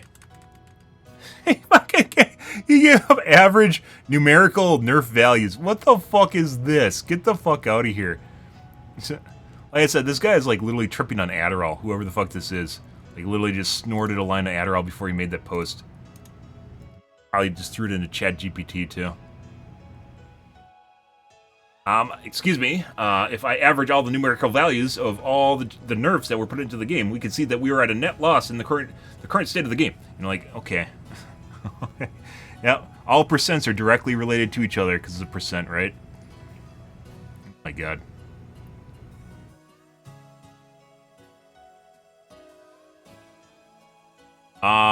Interesting to see if the railgun is back on the table, though. Railgun was a fun weapon to use. It was very powerful. It needed a nerf, but it's basically unusable now. Whether or not the railgun works now, we'll be curious. All about the charge time on it. Literally all about the charge time. It takes too long. If we had to summarize this, what is this? I mean, a lot of people nerfed the scaling. The buffs depends on the direction. Nerfed player scaling.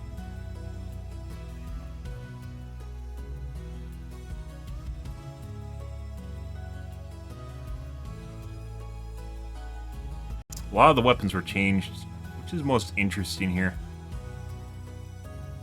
Punisher Plasma might be useful. That's a lot of you have to test them. You have to try them out and see if they actually kind of do things. Quasar was a big nerf.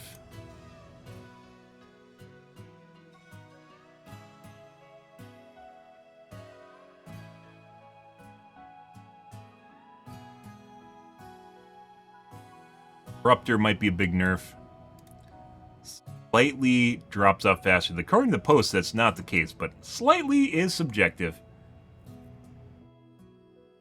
The snipers are now becoming stratagems. Oh, we'll mention that. Okay. We are going to 100% make a highlight of this and pop it to the YouTubes, guys. Make a highlight